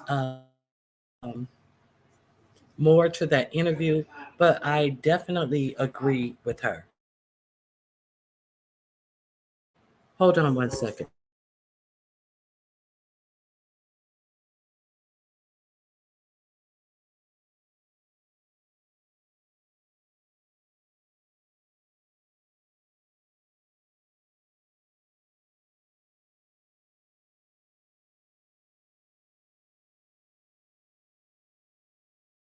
So let's see what AOC has to say. I have that as well. And it seems like she is going to primary Schumer. And I think that it will be a good thing. Okay, let me share. Okay. Here we go. Chuck Schumer, I guess the Senate Democratic leader, your senator, said at this meeting that he is going to vote for cloture. He is going to vote to allow there to be a simple majority vote. You think that's wrong? I believe that's a tremendous mistake. Yes. Why? I think, well, first and foremost, the American people, if anyone has held a town hall or has seen what has been happening in town halls, American people, whether they are Republicans, independents, Democrats, are up in arms about Elon Musk and the actual gutting of federal agencies across the board. This continuing resolution codifies much of this chaos that Elon Musk is wreaking havoc on the federal government. It codifies many of those changes. It sacrifices and completely eliminates congressional authority in order to review these impulsive Trump tariffs that he's switching on and off. And on top of that, for folks who are concerned about effectiveness in government, this Republican extreme spending bill removes all of the guardrails and all of the accountability measures to ensure that money is being spent in the way that Congress has directed for it to be spent. This turns the federal government into a slush fund for Donald Trump and Elon Musk. It sacrifices congressional authority, and it is deeply partisan. And so to me, it is almost unthinkable why Senate Democrats would vote to hand the few pieces of leverage that we have away for free when we've been sent here to protect Social Security, protect Medicaid, and protect Medicare. Should also add, in this bill, there is a provision that would prevent Republicans from having to vote on Trump's tariffs. Oh, she says that later in the interview. She brings that up, yeah. Do we have it? You want to play it? I'm not sure if I included it in the excerpts I sent. It's okay. There would have been an obligation for the Republicans to sign off on these tariffs. Yeah. So the Republicans know this is a way to basically disarm any potential sort of like vote that they have to take that might be damaging to them in 2026. I mean, it's just fascinating to see how much Chuck Schumer is giving away, politically speaking. Did you hear, this is just, I thought you'd appreciate this. She said the Republican extreme spending bill. Another Democrat would have come out and called it MAGA, Trumpy. She was so she understands who she's going to have to run against. Yeah, well, I mean, I get it, but like she's also just a very disciplined interview and like what was on message the entire time. Do we have that second part where she's asked explicitly about the Schumer primary? Do you want to play that? Yeah. Yeah. People should watch this whole interview if they get a chance. It's like very juicy. The job Democratic leaders are doing, not just Senate Democratic leaders, but also Hakeem Jeffries, the Democratic leader in the House, your fellow New Yorker, in terms of standing up to Trump? Well, when we look at this vote around this government funding bill that we saw this week, Leader Hakeem Jeffries was able to keep the entire House Democratic caucus united and together. Except for Jared Golden. Right. Every single House Democrat, including every single House Democrat who won a Trump district, except for one out of over 200, voted against this deeply partisan, extreme Republican spending bill. Not just because they're Democrats, but because they know it's bad for the country. It's bad for the country. And so I think that in terms of Democratic leadership in the House, we've seen that result in the House. I think it's time that we see similar results in the Senate. Would you, what do you think of the job that Chuck Schumer is doing? Would you ever challenge him, do you think? I think that what we need right now is a united Senate Democratic caucus that can stand up for this country and not vote for cloture and not vote for this bill. And I think that the strength that we have is in this moment. Reconciliation and all of these, Republicans do not need Democratic votes for that. They need it for this. And so the strength of our leadership in this moment is going to demonstrate the strength of our caucus. And I cannot urge enough how bad of an idea it is to empower and enable Donald Trump and Elon Musk in this moment. It is dangerous and it is reckless. Well, you just talked about the strength of your leadership. Chuck Schumer just said that he's going to vote for cloture. Not only the Democrats can do it, but he's going to participate in it. Does that mean that you think he's a weak Senate leader? I think that that would be a mistake. But we have we have time between now and tomorrow, and I hope that individuals that are considering that consider it. I genuinely do. I don't think it's what New Yorkers want. I don't think it's what the country wants. This is genuinely not about Democrats or Republicans. This is about deep cuts to Social Security, Medicare, Medicaid. This is about the evisceration of the federal government. This is about codifying the looting that is happening at the behest of Elon Musk in order to pay for his tax breaks for billionaires. And we have a responsibility to stand up for it. That is why people elected us, and that is our responsibility to them right now. All right.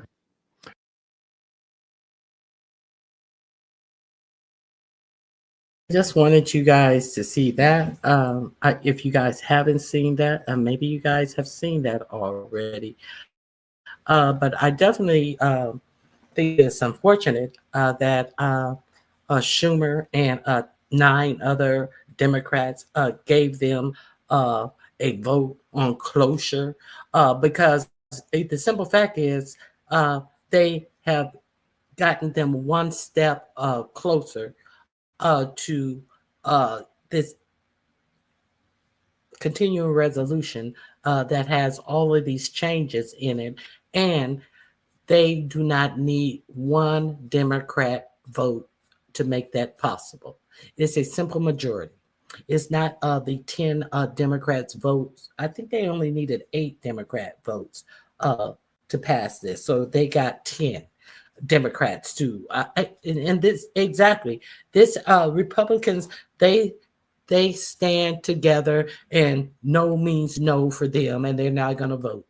They're not going to cross party lines. Now, in this vote, I must admit, I think it was Rand Paul was the only one who voted no on this bill. So here's that. I mean, if you got 10 in the aisle and you only need 8 of their votes, I mean, was that very correct? It is what it is. I'll put it that way. So let me see what else now all across the world, people are revolting against these dictators. So I wonder, did you guys see this? Let me share my screen with you.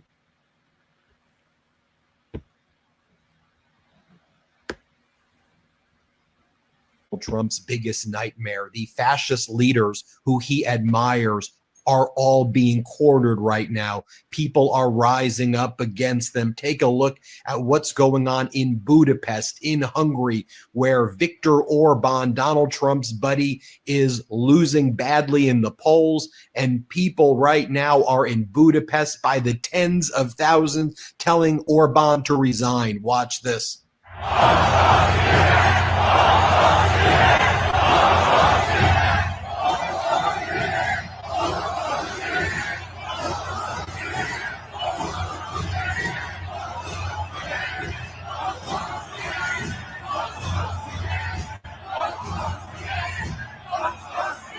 Let's take a look at what's going on in Belgrade, in Serbia, where Vučić, the Vučić regime, allied with Vladimir Putin, is now facing massive uprisings and massive protests there. Let's take a look at what's going on in Belgrade.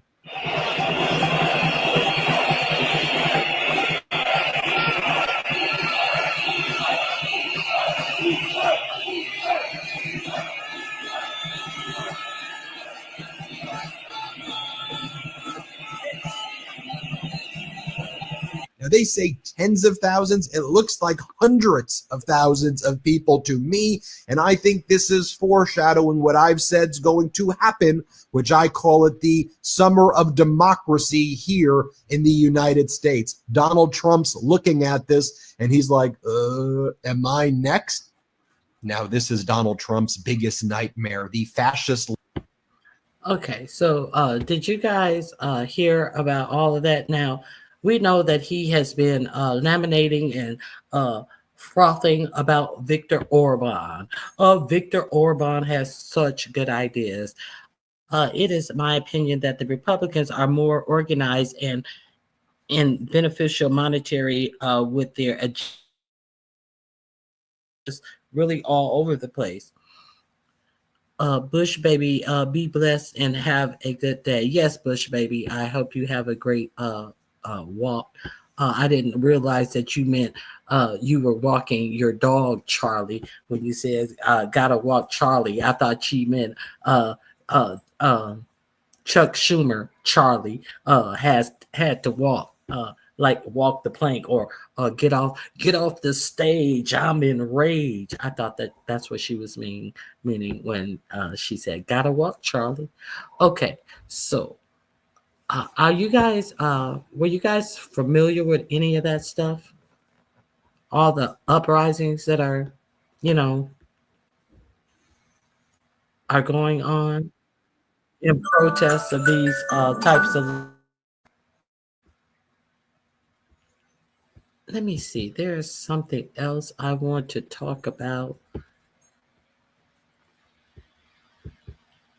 Let me see. The people said no, defied the order.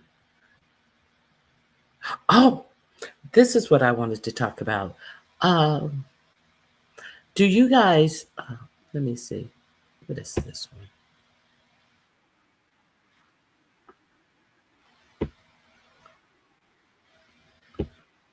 Okay, yeah. I will share. Let me start.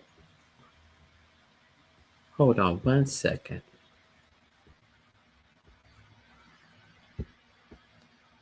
Okay. Did you guys know that Doge was communicating on a secret app?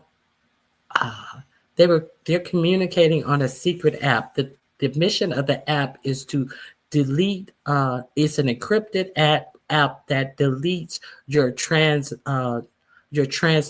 with each other automatically, so they cannot be found. And they have been using this app to transition period. Now, the reason why I find that is interesting, if you guys remember on one of my videos, the videos about the secret tapes, let me pull up that video again about the undercover tapes they had with, let me see.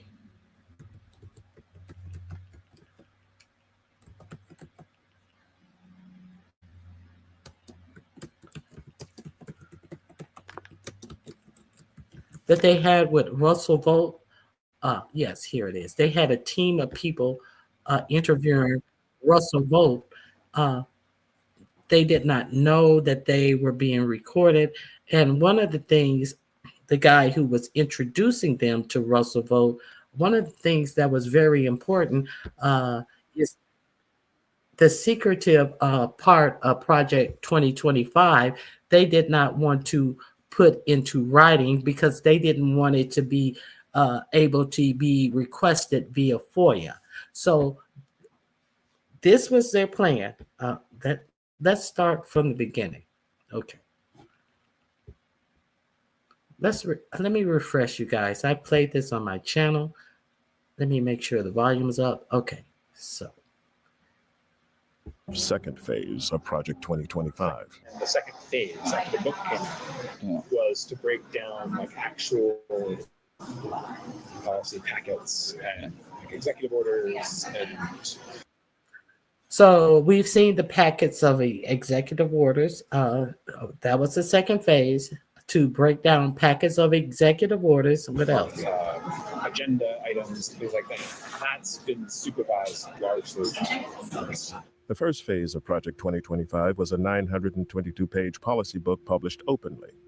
The second phase is a comprehensive, concrete transition plan for each federal agency. These much more detailed plans are confidential. Yeah. Okay. Now, the first Project 2025 is done openly. Now, the second phase is a secretive plan. Let me remove this because obviously you want as little of it to be FOIA-able, Freedom of Information Act-able. So to prevent, let me let you hear him say this. 922-page policy book published openly. The second phase is a comprehensive, concrete transition plan for each federal agency. These much more detailed plans are confidential. Yeah. Because obviously you want as little of it to be FOIA-able, if you're familiar with the FOIA process, as possible. Freedom of Information Act, yeah. The Freedom of Information Act allows the public to request government communications, but Meadowcroft reveals they plan to avoid these rules. Yeah, the goal is, familiarize all the transition team people with these plans, but you don't actually send them to their work emails, because then, you could just give the handbooks to everyone. You're like, this is the game plan for the admin. Yeah. If the press knows that that's what you're doing, that they're going to immediately just say, I request all of your emails from Heritage. Okay. You worker. I see. So we'll see. You're a government worker. Okay. So they went on this secret app to communicate with each other so that they could not get any FOIA requests. The app is encrypted and it deletes their correspondence with each other. Were you guys aware of that?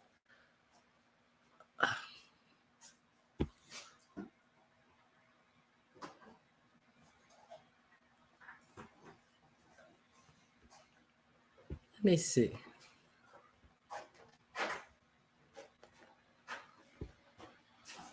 Were you guys aware of that? So that means that is whatever that they're doing with their planning, their communication, no judge can request them, but a judge has requested them. A judge actually has requested this information. So let me show you, let me share this with you guys. A judge has sent a FOIA request for their communications with each other. So hold on. Let me share this with you. Now, we've heard a lot about what has happened, what is happening, but none of these things are actually.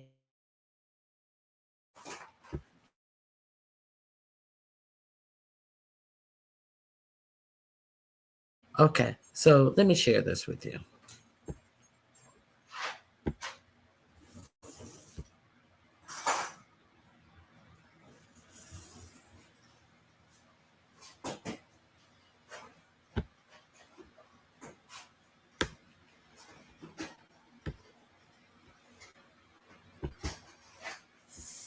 Since starting Doge, Elon Musk has saved taxpayers hundreds of billions. So the actual savings is around $2 billion, according to budget experts. So Elon needs help, and we spoke to some people who can help him. Here's how much money they've saved you. 75 billion, well over $10 billion. I think $10.8 billion. 30 billion hard dollars. $14.5 billion at least. Hundreds of millions of dollars at NASA.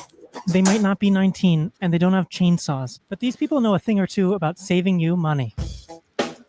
We did an audit that was released in October of last year, looking at pricing for spare parts for the C-17, big transport.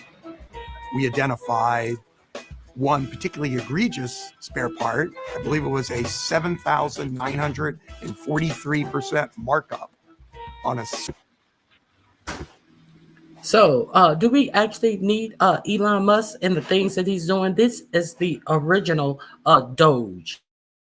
And you heard them count out and explain to you all of the money that they have saved government.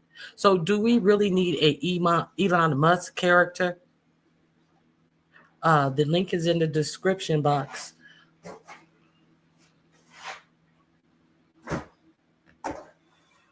Okay, I knew serious repercussions were on the horizon when 4547 was sworn in at the White House. Stay tuned because things are going to get worse.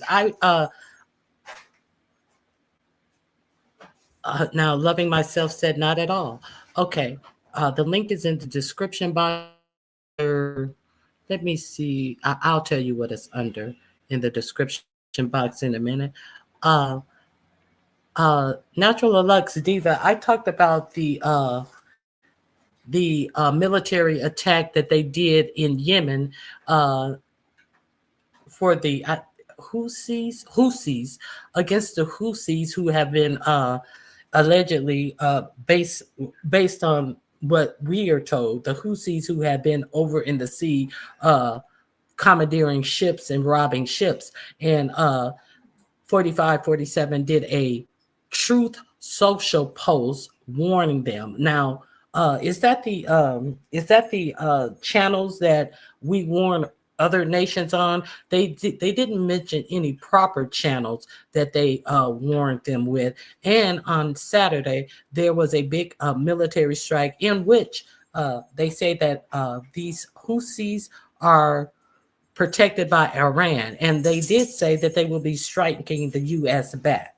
So I'm just wondering, they never said any official communications was done, but I don't know one or two people. I don't know one person who is on Truth Social. So are we expecting? I mean, we always hear what he's put on Truth Social because our for-profit media is always telling you what he wrote, but I don't think the rest of the world is communicating or looking for any warnings on Truth Social from 4547. So this is the original Doge. And who fired them? Trump fired them. So does he really need people to get the waste, fraud, and abuse out? Or does he just need somebody to help him with his agenda? You heard the amounts of money. So let me let you hear some more of them. Soap dispenser. There was this rapper, I think his name 7,943% markup on a. You know, as you look at what's. My bad. I apologize. Hold on one second.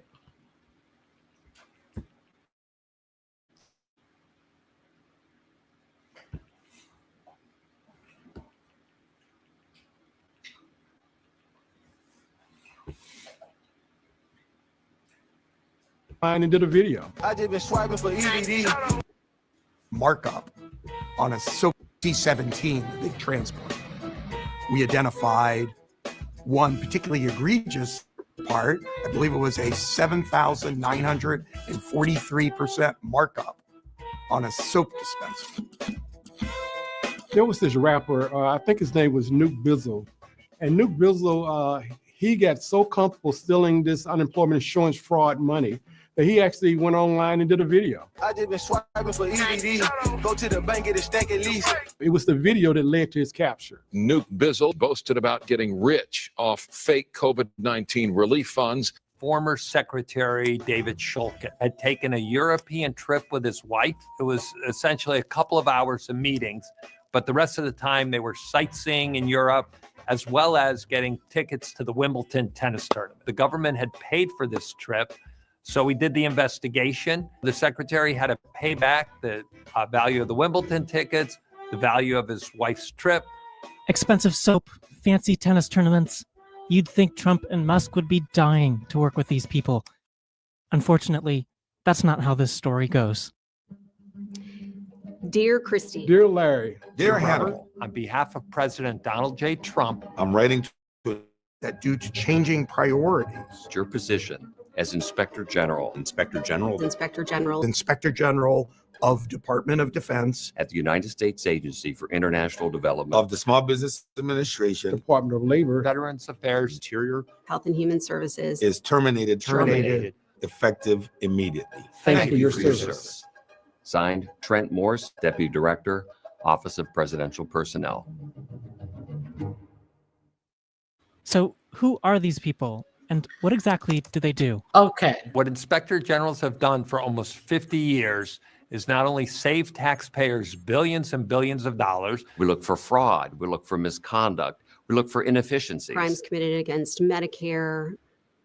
Okay, so we know that in the midnight hour of 4547, fired 17 inspectors general. We talked about it on the show the morning after it happened.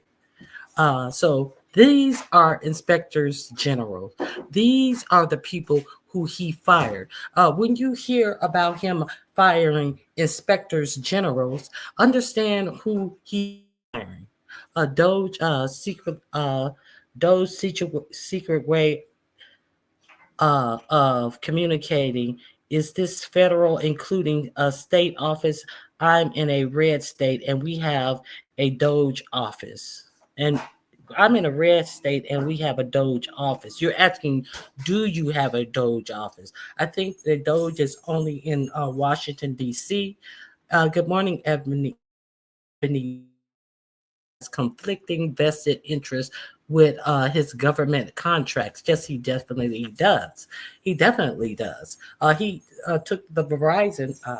I can't say this no more. I don't understand how he took that Verizon contract from the FAA. If that's not a conflict of interest, what is? Okay, so now let me see. I don't know that they have a separate office, but they are communicating on an encrypted, I think it's called Select, an encrypted way of communicating that deletes all their messages. And I just played the video.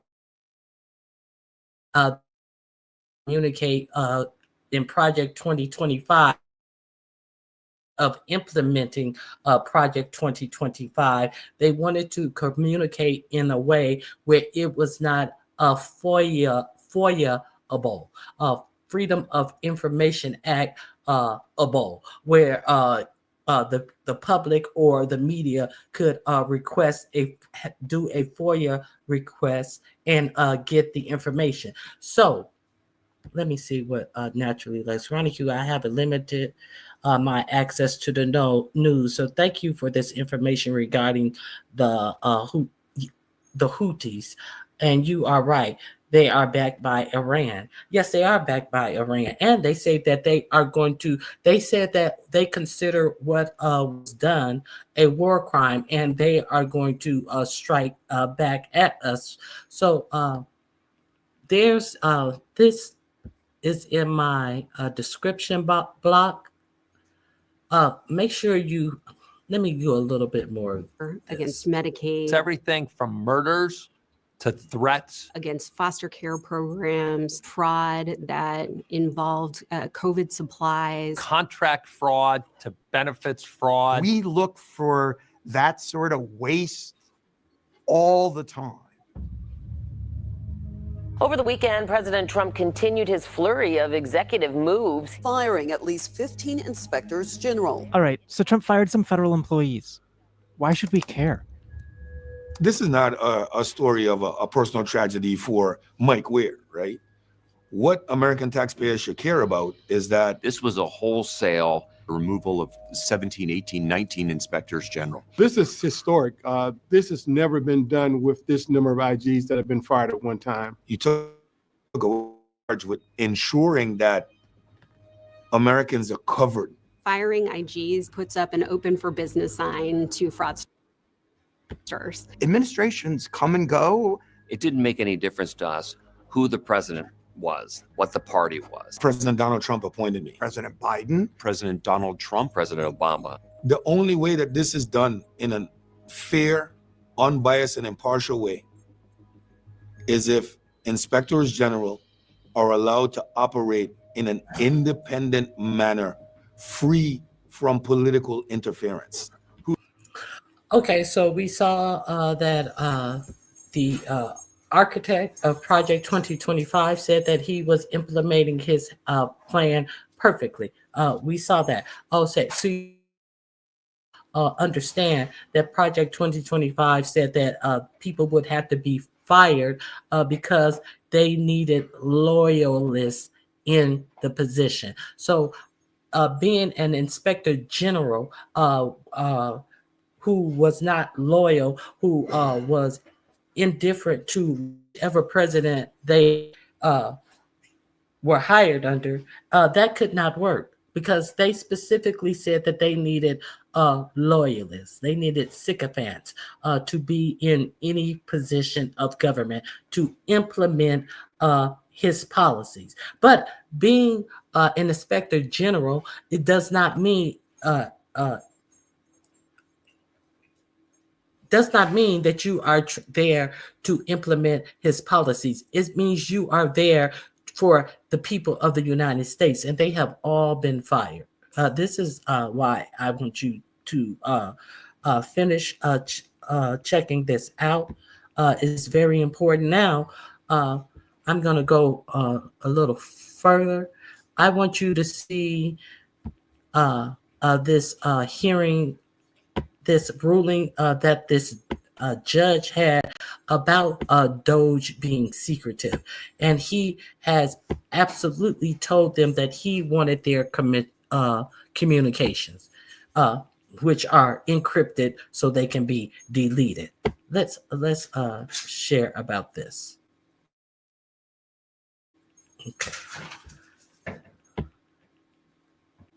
Okay, I just wanted to make sure that this was sharing.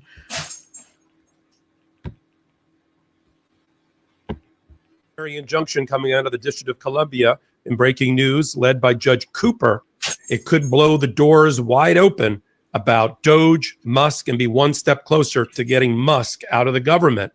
It's a ruling in which Judge Cooper has found that Doge Services, run by Elon Musk, is likely a federal agency exercising independent agency authority, independent from the president, and therefore is subject to Freedom of Information Act public records requests. Remember that Doge has tried to shield itself in secrecy, combining secrecy with velocity in order to do maximum damage and impact into the government. And that is the exact reasons that Judge Cooper has ruled that a preliminary injunction should result here to make Doge subject to FOIA, to make the Citizens for Responsibility and Ethics in Washington, known as CREW, their demand for records from the Office of Management and Budget and the Office of Doge itself. These public records spill out into the public about what Elon Musk is doing, how he's doing it, how he's accessing personal and financial information and records, who he's firing, who he's defunding, all coming out of this one case. Tide has turned. I'm Michael Popak. You're on the Midas Touch Network and Legal AF. Let's talk about the Citizens for Responsibility and Ethics in Washington CREW versus the U.S. Doge Service and Judge Cooper's new decision. We talked a lot about recently on Legal AF, Ben Meiselas and me in particular, about there being a need to establish that Doge and Elon Musk are subject to public records laws, sunshine in the government law, sunshine, the best disinfectant and antiseptic. We need to know what's going on. Judge Cooper remarked in his 37-page order, part of which I'm going to read to you in a moment, that it is obvious that Doge and Musk were set up, particularly by Donald Trump, to use surprise, to use velocity, to use speed and secretiveness and secrecy in order to execute their maximum plan, to slash the federal budget, to slash federal funding, to slash personnel, federal workers in a way that wouldn't allow for congressional oversight, violating the checks and balance and separation of powers. Diets keep failing you? This is why. If you want to drop this, start eating more of these. You might think this would take years to learn, but I'm going to teach it to you in 60 seconds. Watch this. Visceral fat can cause... And it's that very speed, velocity, and secrecy that has motivated Judge Cooper to rule on a preliminary injunction that Doge is subject to public records requests, and all of this information will now spill out into the public. Now, CREW wanted all this information out by March 10th. That's not happening. The reason they picked March 10th, which is already sort of come and gone, is they wanted it out while Congress is debating funding. And the judge said it's going to come out on a rolling basis. All of the information about the secretive nature and the secretive work to date of Doge is going to come out in a rolling basis, but I'm not going to make them do it overnight. And that's probably okay. The big story here, and that's why I'm so excited, is that this is like a piñata of information that finally a judge has used the right hammer for, and it's spilled out. And we're going to be getting this information. It's going to be made public through this lawsuit. And then, of course, all the other lawsuits will be able to use it. And commentators like me will be able to use it. Okay, let's get to the part where the judge tells us that they're communicating via secret apps. It's in this video. I want you guys to hear for yourself. Let me read to you some of the troubling aspects, some of the troubling findings that the judge made. Let's start on page 3 over to 4, where the judge found out that Doge, its members, Musk, have been using an application, a secretive application called Signal, which allows its users to erase information and communications between them on the platform. That is exactly violative of public records laws, which says that agencies have to retain their information so that the public can review it. He's done, as part of his order, a preservation order telling them, get off a Signal. You need to retain and not destroy, or what we call spoliate, any of your documents or information. USDS, that's Doge, operations thus far have been marked by unusual secrecy in other ways too. For instance, USDS, that means Doge, reportedly installed a server at OPM to store government staffers' personal information, including their email accounts. They've also reportedly declined to identify themselves to career officials on request. So they have installed an outside server to collect all the information on just the employees, the civil service employees, when they have access to everybody's personal information in the whole United States via the treasurer, via your social security numbers, your banking, medical information about you. Do you think that that is the only people that they are harvesting information about our employees? I don't think so. I definitely don't think that it's just the government employees that they're harvesting information on and keeping. Okay. They should be out of the government just for that. Just for that. And they ought to be I mean, that should be a crime. What do you guys think? Okay, let me That's page 8 over to 9. On page 3, he talks about the use of Signal.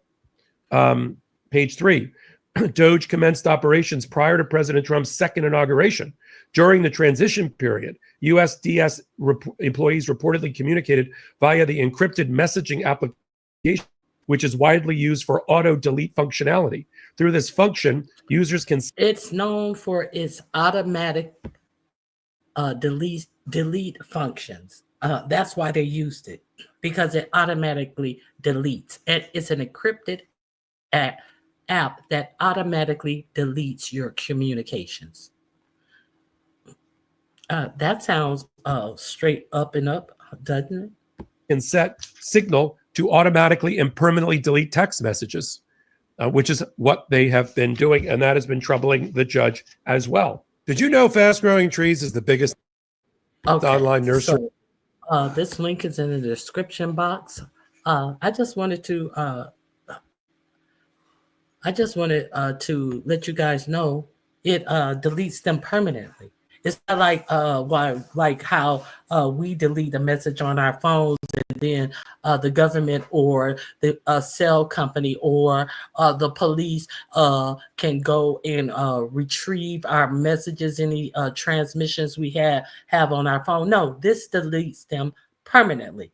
And let's not forget where I showed you where one of these Doge guys had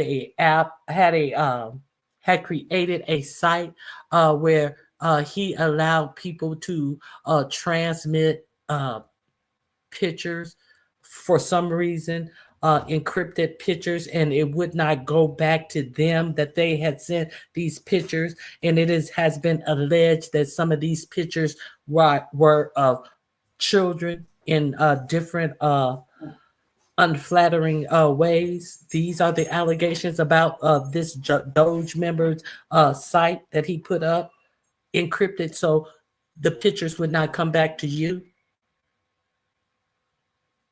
we talked about this. This is very interesting. So let me see. I have I've talked about that. Go check out these links because I don't want to play all their information, all their links. I mean, but they are in the link. Let me see what those Doge links are under. Okay, I think they're so ordered is the orders about the immigrants. Defied order. This is all it took. This is all it took is the original IGs, inspector generals. This is all it took. It only took the inspector generals, the FOIA proof that they were trying to avoid FOIA secret app. I just played that for you. Hard to find facts.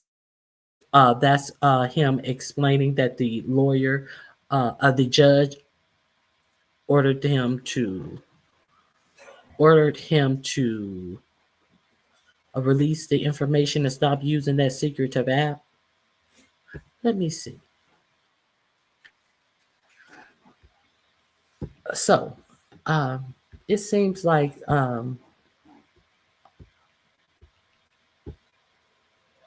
Tesla has sent a Dear John letter. They didn't sign the letter. Let's see what the letter coming from Tesla is saying. They wrote a Dear John letter, but they didn't sign it. Unfortunate. Poor Tesla. People grilled a MAGA senator during their TV interview. A Fox News reporter, of all people, grilled a MAGA senator during their TV interview about the inappropriate relationship between Donald Trump and Tesla, and the ironic fact that Trump's disastrous trade policy is negatively impacting Tesla, according to Elon Musk's own company. But before we unpack all that, if you end up liking this video and you want to support the channel, please be sure to hit the like, subscribe, and alert bells before you go. All right, friends, this is a bit of a follow-up to a video we did a few days ago about a letter that Tesla sent to the White House, further at just demonstrating the indisputable fact that Trump's trade policy is disastrous. But this is the first time that I am aware of that a MAGA senator, Bernie Moreno of Ohio, has been grilled about this on TV and on Fox News of all places. So we're going to play this clip and unpack it together.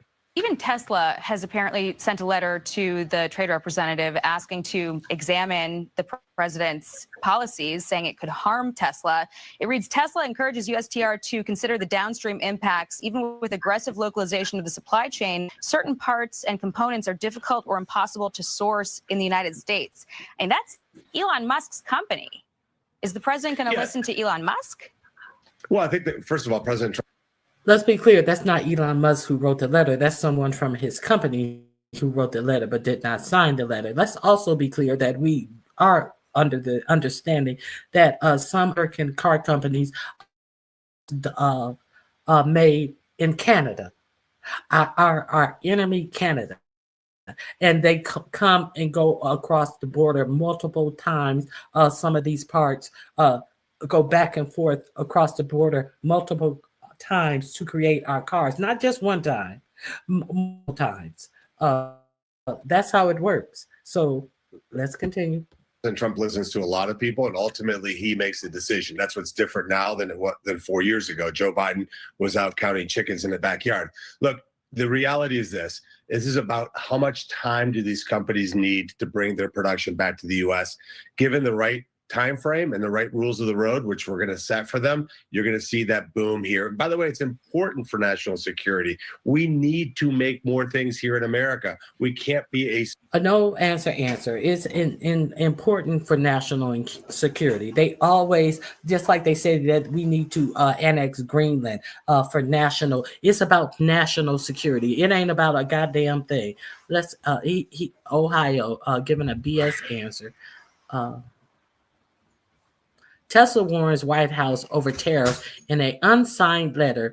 It it's a polite way to say that the bipolar tariff regime is screwing over Tesla. On this. This was a damning letter. Okay, so we obviously know about the inappropriate and corrupt relationship between Donald Trump and Shadow President Elon Musk. But here you have Musk's own company sending a letter to the White House saying, hey, listen, your trade policy sucks and it's going to make us more vulnerable. It's going to potentially screw us.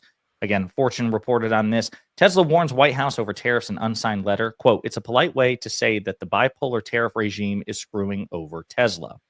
The company cautioned that aggressive tariffs could lead to retaliatory measures from other nations that could directly impact American manufacturers and exporters. The EV maker highlighted the potential fallout for the automotive sector, pointing to past trade actions that have triggered immediate countermeasures. Quote, it's a polite way to say that the bipolar tariff regime is screwing over Tesla, a person familiar with the sending of the letter told the Financial Times. Quote, it is unsigned because nobody at the company wants to be fired for sending it, right? So these people are taking a great risk by pointing out the obvious fact, which is that Trump's entire sweeping tariff policy is disastrous on its face, and then he's making it even more disastrous by threatening them, then not implementing them, then doing a partial cutback, then escalating them, and then cutting back again. It's a completely inconsistent approach, and it's doing the market no favors whatsoever. And it's actually screwing over, ironically, Elon Musk, Shadow President Musk. And so thus I guess that's why he did this.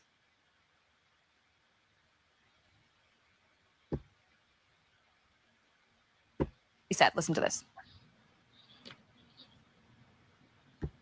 Week in an attempt to boost its stock after it plunged about 38% amid Musk's Doge cuts. Here's what he said. Listen to this. Now, okay, so they got this letter from his Tesla company, and then he goes out in front of the White House to try to tell us to buy Teslas at a time where the economy is in the tank, at a time where they're firing all of these workers, at the time where they're telling people don't know whether to hire workers or if they're going to get their grants and all of this type of stuff. And he's out here telling people to buy these over $100,000 cars. Okay, so that within itself should be against the law. What about them taking their hands off and stepping away if there's a conflict of interest? This is an obvious conflict of interest. See, when they came out and did this car sale pitch, we didn't know. I didn't know that Tesla had already wrote them an anonymous letter talking about how the tariffs are affecting their company in a negative way. I didn't know that, but now I know. So now, with that, looking at this, what do you think?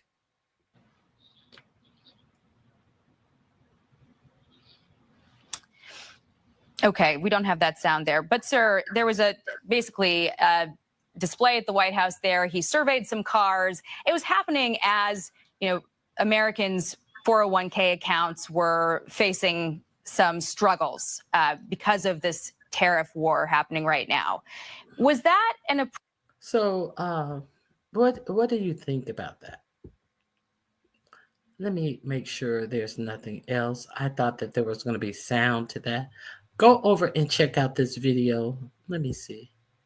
Pondering Politics. It is also a great channel. Check and it they're out. the corrupt incentives and the insensitivity of the timing in which Donald Trump seems to care much more about the world's richest man becoming even richer than he does about middle and lower class Americans struggling in his economy as a direct consequence of his trade war. It's directly his fault, and we're seeing it reflected in the polls. One last clip to play from this exchange in which, again, this MAGA senator wants to grade Trump on a curve and move the goalposts because these people used to love the stock market as a metric of American success, at least when a Republican's in power and the stock market's doing well. Now they've changed their tune that a Republican's in power and the stock market is not doing well.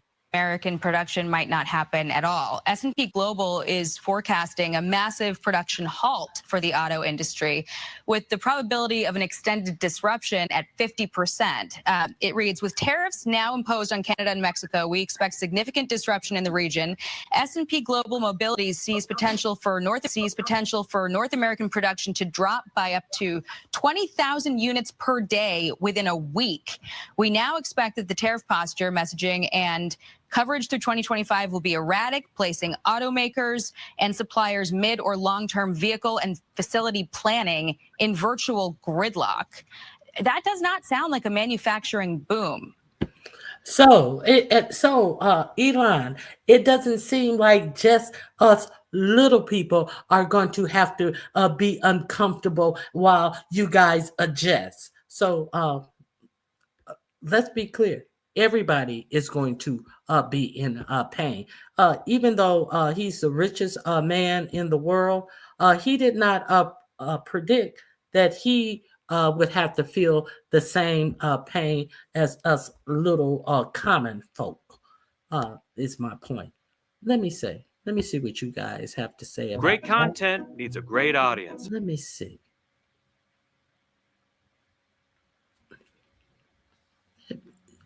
Let me see what you guys have to say about that. Correct. They have given Muskrat dominance of the internet.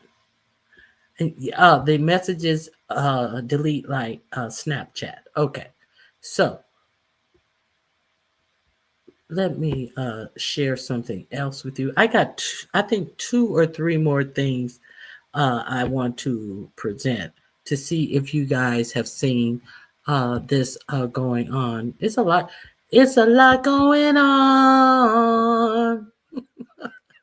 It's a lot. This was a long weekend. Every day something crazy is happening because they're trying to, as you see and as you hear, they're trying to jam all of this stuff through. Oh, let me see. What is this? Okay, so none of this was a secret. None of this stuff that is going on as far as this job. This happened before this administration took over. Now, this is Russell Vogt. Russell Vogt was the guy who said that they wanted to make sure that you couldn't pull up this stuff via Freedom of Information Act.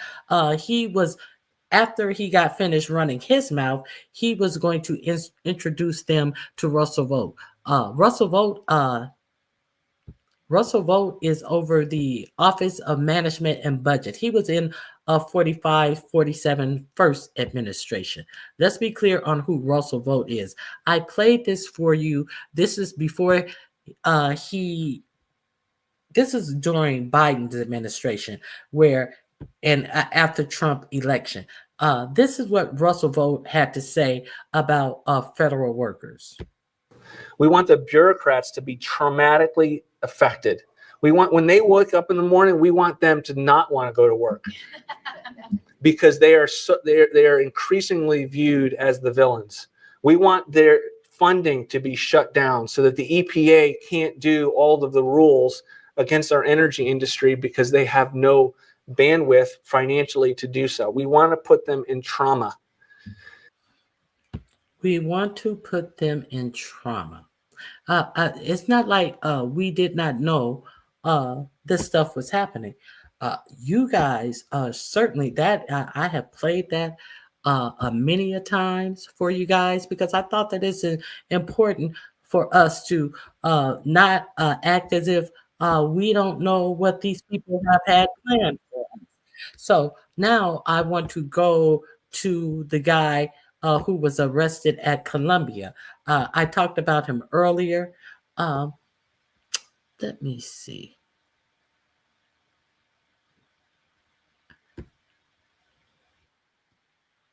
Not only not only did they arrest this guy who is a permanent resident who has a green card, who they wanted you to believe he was only here on a student visa, and they were revoking his student visa. See, they came out and lied first. Not only did they snatch him up and say they were going to deport him, and then once a judge said that they could not deport him and put him on a hold where they could not deport him because he is actually a U.S. resident. Then what did they do? Then they lied again, and then they shifted gears again, and then they had Marco Rubio come up here and say that he was taking his green card away based on another obscure act, the same way they enacted that what is it, Alien Enemies Act of 1798 or something, to deal with the immigrants that they sent over to El Salvador. So they had Marco Rubio say that he was taking his green card for this act, and they're saying that he is a pro Hamas, and he was doing he is pro Hamas, but they have not charged him of any crime. They have not told you any connection. It's not like they said that we found communications with him and we found where he was paid to do nothing. They have not. They have just spoken, kind of like all of this waste, fraud, and abuse that they have just spoken out, and we are just to believe it's true because you hear them lying all day, every day, and we are supposed to take these alternative facts that they are so fond of as true. So not only that, they also gave Colombia an ultimatum. Let me show you the ultimatum that they actually, that was my thumbnail. That's where my thumbnail came from. Let me see.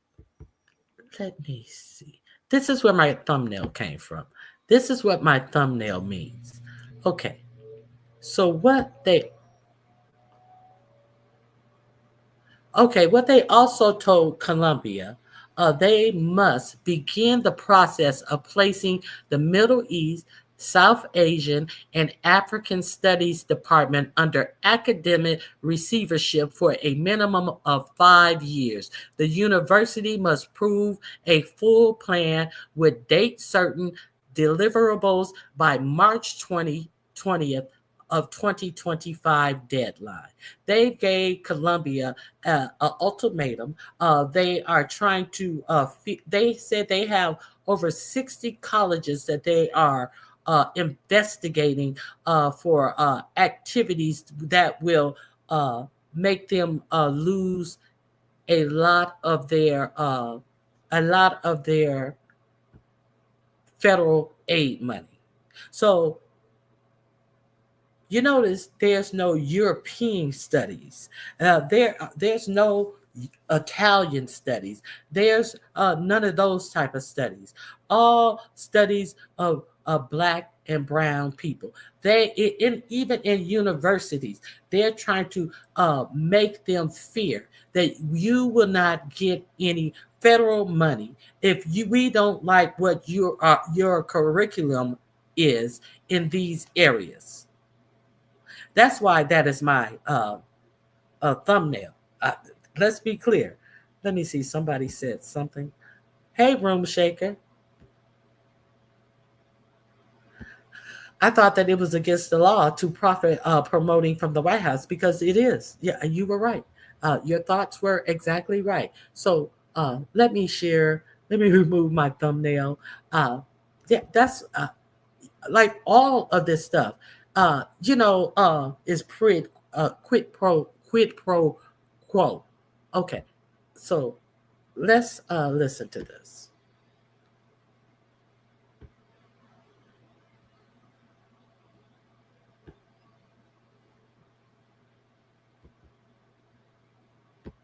night, a glimpse at the worst day of Noor Abdallah's life, captured on cell phone video.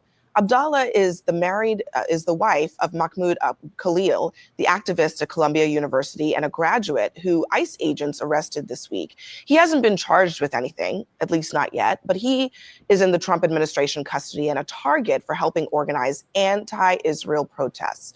Now the ACLU is releasing this new video shot by Abdallah that shows the very moment that federal agents took her husband away. What? You're going to be under arrest. So turn around. Okay, Stop let's resisting. not. Stop resisting. Okay, he's not resisting. He's giving me his phone. Okay, he's not. I understand. He's not resisting. Like, what should I do? I don't know. Can we get a name, please? Of can we get your name? I understand the lawyer is asking for your name. Over there. We don't give our name. He'll be taken to immigration custody at 26 Federal Plaza. Can you please specify what agency is taking him, please? Excuse me. They're not talking to me. I don't know. The Trump administration is also making big demands of Columbia University, saying if they like their federal funding, they'll have to overhaul the department that oversees Middle East, South Asian, and African studies, in addition to major changes to student discipline and admissions rules. This is the case of Mahmoud Khalil is on the free speech front going to be very interesting to watch play out. But what Trump is doing when it comes to Columbia's curriculum is also something that we have never seen. Yeah, this is what you do in a dictatorship, that you tell them what you can teach the people. This is frightening and disgusting. If this went through, this would completely ruin one of the great institutions in America, because who would want to go there after he destroys? And how precise? The Asian, you said, the African and the Middle Eastern departments. How interesting that he is targeting those departments. Again, another attack on people of color. It's just constant with these people. It's all about white supremacy. You know, we take it back to the beginning of the top of the show when we talked about the FBI and weaponization. When we did, let's go back to the politics of all of this. Of when folks went to vote, this is not what they voted for, but they voted for cheaper prices, other things to get easier in their life. And there's one story after another. One story is not going to change this, but one story building off of another does start to have a narrative of what you're talking about. Folks are like, oh, maybe them Democrats was right about democracy. Just say, guys, we must have missed what happened last summer, these protests on these universities, the violence, the disrespect. People were paying hard-earned money to go to these universities and thug. Okay, so the guy in the cowboy hat is a Republican. Now you're a brown Republican also. Now the guy in the cowboy hat, I think he's a Mexican. He is a Hispanic. I'll put it that way. I don't know. He is Hispanic. Now look at this, talking about the violence. Well, are we going to excuse the violence that were inflicted upon the protesters at USC who were in a square? They had a square roped off, and people were coming in there and just throwing chairs and all of that violence that they were putting on them for protesting. And they were not out there fighting or anything. They were in the square. They were roped off, and you had people just coming up there throwing all types of shit at them. So let's continue with this. I didn't hear this. Thugs shut it down. And what the Trump administration is saying is, like, it is a privilege. And see what I really hate about these people that be on this show. They always try to act as if something is funny. What is he giggling about as he's lying? They always have to have a laugh or try to interject some type of humor. Nothing he said was funny that made him giggle. And what the Trump administration is saying is, like, it is a privilege to be in the United States. You have a visa. You're expected to behave a certain way. You can't be disruptive on universities. You can't protest in America? I said you can't be disruptive in universities when kids are trying to take students. Yeah, but that's what America has. People have been protesting in colleges for a long time. You have the right to protest your government. But now all of a sudden you can't be disrupting people while they're in class. Well, what about all of these white boys who disrupt classes? What about that school where after that was, what was it? Even though it was a high school, Beverly Hills High School, when all of those white kids were running around in the halls, banging on the black teacher's door, talking about Trump is in charge now. You guys are going to be in trouble and all of this stuff. What about that? And the black students feeling unsafe going to Beverly Hills High School. But not a word about this. What about all the disruptions? Okay, let's take spring breaks. When the spring breaks in Fort Lauderdale, where there are large amounts of white people having spring breaks, and then let's compare and contrast the spring breaks that have been shut down. Maybe rightly so in Atlanta, but but in Miami, because they always look at our people having fun as something carnal, as something criminal, and they have the same behavior at these white spring breaks, and it's just children it's just kids letting off steam. They just went through their finals. They're just letting out steam. They're just having fun. Let's continue. Protest. You're talking about protest. Brian, You're not talking you're about. disrupting You're not student talking about life. the shutting You're down absolute- of teaching. You're shutting down. You're shutting down schools. But what does it have to do with teaching in the university? You're disrupting student life. You're disrupting a student life. You're having a college experience. Get the fuck out of here. Shut down schools. Brian, I but saw what does that this. have to do Did with you the see- teaching? There have Did been you see protests that? at Columbia University. Yeah, they shut down schools. What does that have to do with protests teaching at in Columbia for history? decades, okay? Going Yep. all the way back to the 1960s. And This it's is a campus. Okay, so and now he's going to start talking over her. This is some beef sector shit that she's the host of the show, and watch him keep interrupting her. That has a long history of broken. protests, anti-war It's protests. broken and what's That's what all America's kinds of about. protests. Sorry to But- inform you but- of that. But seriously, on this front, okay, we've talked earlier this week about Mahmoud. No, his only argument, they interrupted student life. They closed the school. They interrupted student life. There has been many of unscheduled things that closed the school. I remember during the fires a couple of months ago. What was it? Pepperdine was cut down, was closed down. I remember Pepperdine was closed down, and they were in the middle of finals. And what happened? They still rescheduled their finals. Get the fuck out of here with this bullshit. Look at him; he has nothing to say. They interrupt student life. He's such a. Let's continue. Khalid, but I do want to spend some time here on the curriculum of it all. Why is the government telling schools what they can and cannot teach? Because clearly the Trump administration, the Department of Education, sees that what is being taught in universities is corrosive to the American culture. Okay, so it can't be two ways. It can't be two ways, because if that's what the Department of Education sees, let's not forget 4547 wants to eliminate the Department of Education. So who is he to say has he ever been an educator? Does he even know their curriculum? Do you think is he sitting here there thinking that 4547 knows the curriculum of Asian American studies, Black studies, and what was it? What other studies? Does he think that he actually knows the curriculum of the studies in Columbia, or is that a retribution for the protests and trying to scare them into not getting federal funds if they have another protest at their school, protesting Israel, as he wants to put it, as opposed to being protesting in favor of the Palestinians, which they say their protest was about, to support the because This is just a mute point. And let her finish about the curriculum. Oh my God! I can't believe you would say that with a straight face. Why did they Are not you provide kidding? proof of that? Are you Why kidding? did they not provide proof of that? Yeah, all they have to do is just provide the videos from this last summer that took Okay, last summer that took place at university. All they have to provide is a video of last summer.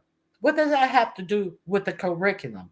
She was talking about the curriculum in specific, but now he gone back to the protests. Proof of anything. Okay, wait a minute. I mean, there's a letter here, and The it vast lists. majority of the country's going to agree basically with me than with you makes guys on this. contingent.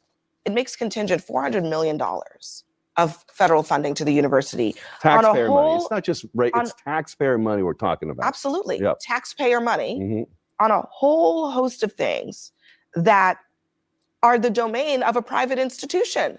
I'm not understanding what. I don't feel bad. I don't feel bad for Columbia. It's not They about did this feeling to bad. I'm themselves. talking about the legality of it. Disgusting. I don't understand it. Unbelievable. First of all, I remember when conservatives used to not be okay with the government telling private institutions what they can and cannot teach. They don't have to. And They don't so have to take the I money. remember that. And so it's interesting They to me don't the have to take taxpayer hypocrisy money. here with this. It's okay now when it's your agenda. This is very scary. I don't agree with what happened on those campuses. I was very much on the other side.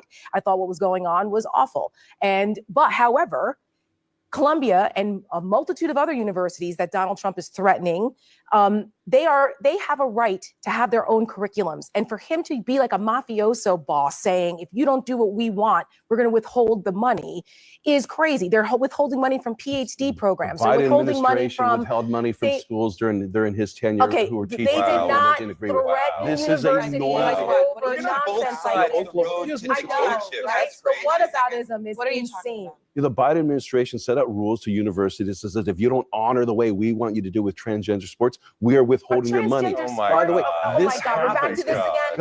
It's always transgender sports. How many? I think they said that there are less than 10 transgender in college sports. So let's continue. Holds money from universities all the time to push Okay, their so policies. you're talking guys. about probably like a Title IX situation. I'm Is talking that what about you're the federal government, Biden but administration in withholding this- money in this from particular universities case, because they didn't achieve a the Trump policy goal that they wanted to do. The Trump That's what I'm administration saying. is saying you must sanction an entire department in a university. You have to force people to not wear masks at the university. You have to do all kinds of other things. Punish students in a particular way. Otherwise, all of your funding as a research institution is being held hostage. Yeah, so for me, this is too much of big government. I don't like the idea that any government, whether it's Republican or Democrat, telling a school what you can and cannot teach. But I think we should go back to the gentleman who was arrested. And notice, as we're talking about these protests around the country, we're not talking about any American citizen who was arrested or being detained. We're talking about somebody who is a guest in this country. He's a permanent legal resident. just- That's not a guest. He is a He's guest. married to a citizen. That's not a guest. He is a guest in this country, and A that's guest why goes home. A permanent legal resident he does is not a go home. guest, He's going which home is now. why- He is a guest, This which is is his why home. the Secretary Well, of you know, State that there is a reason that Marco Rubio this is going to be very Yeah. significant, actually, what you're pointing out here, because I think a lot of people have said that it was a mistake for the Trump administration to target a green card holder because Absolutely, where do you draw the the legal line? protections for green card holders is not the same as a student visa. And maybe they didn't know that he had a green card because they didn't dig that deep into it. But that's going to be really significant. It is not the same to be a visa holder and a green card holder in this country. And the courts will decide what happens with And this a case. taxpayer. Yeah, that's correct. Well, that as well. I'm thinking about starting to And run on the treadmill again. I need to drop my I belly fat. definitely hold on. I definitely don't believe that they even went that far to understand that he was not on a student visa. Okay. Rump is threatening federal funds of these schools. Can you do that and single out school? Yeah, that is what he's doing, and we will find out when it goes to court if any of these schools take him to court. He's actually challenging their curriculum Okay, curriculum. Correct. That, you guys know what I'm saying. Please feel free to tip the host, Ebony Diamond, and Loving Myself. Natural Lux Diva is speaking. Let me make sure. I think that is. Let me make sure. I think that may be all that I have for you today. So, guys, what do you guys think about this? Did you guys? Did I tell you guys something y'all did not know today? Okay, let me see. Now we know they eat their own. Finally, mama's baby. I don't even know. They eat their own. I know what that is. That's about they eat their own. That is JD Vance's cousin. Maybe is that this? Yes, this is JD Vance's cousin talking about talking about how he went over to Ukraine and helped them fight. And he says something to the extent of how some people just eat their own. Exclusive. JD Vance's cousin, my guest, and a former U.S. Marine, standing up to the vice president over his stance on Ukraine. Nate Vance is a Texas native. He fought on the front lines in Ukraine for nearly 3 years as part of the elite Da Vinci Wolves Battalion, seeing some of the war's bloodiest, most horrific battles all the way from 2022 until just this January. This video shows him in a trench as Russian artillery rounds were raining down on him and his battalion. These images show the two cousins back in the day vacationing together. Through the years, Nate and JD share grandparents. JD's mother and Nate's father are siblings. And Nate Vance is out front now. Nate, I really appreciate your talking, and I want to get to exactly why you're speaking out, because I know you do so after careful consideration. So, Nate, I know you call yourself a Republican-leaning independent. I know you've been supportive at times of the Trump administration, but on this issue of Ukraine, where you have put so much of your life over these past few years, you think your cousin is misguided. How come? Excuse me. Well, I think my experience in Ukraine has given me a unique perspective that most Americans don't have.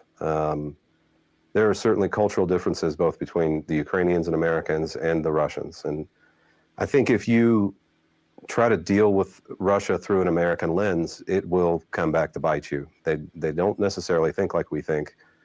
And I'm talking about their political class. I've personally witnessed them shooting their own troops on enough occasions that it wasn't just an isolated incident. It's happened quite a bit, enough to the point where you could consider it to be policy if troops are retreating. So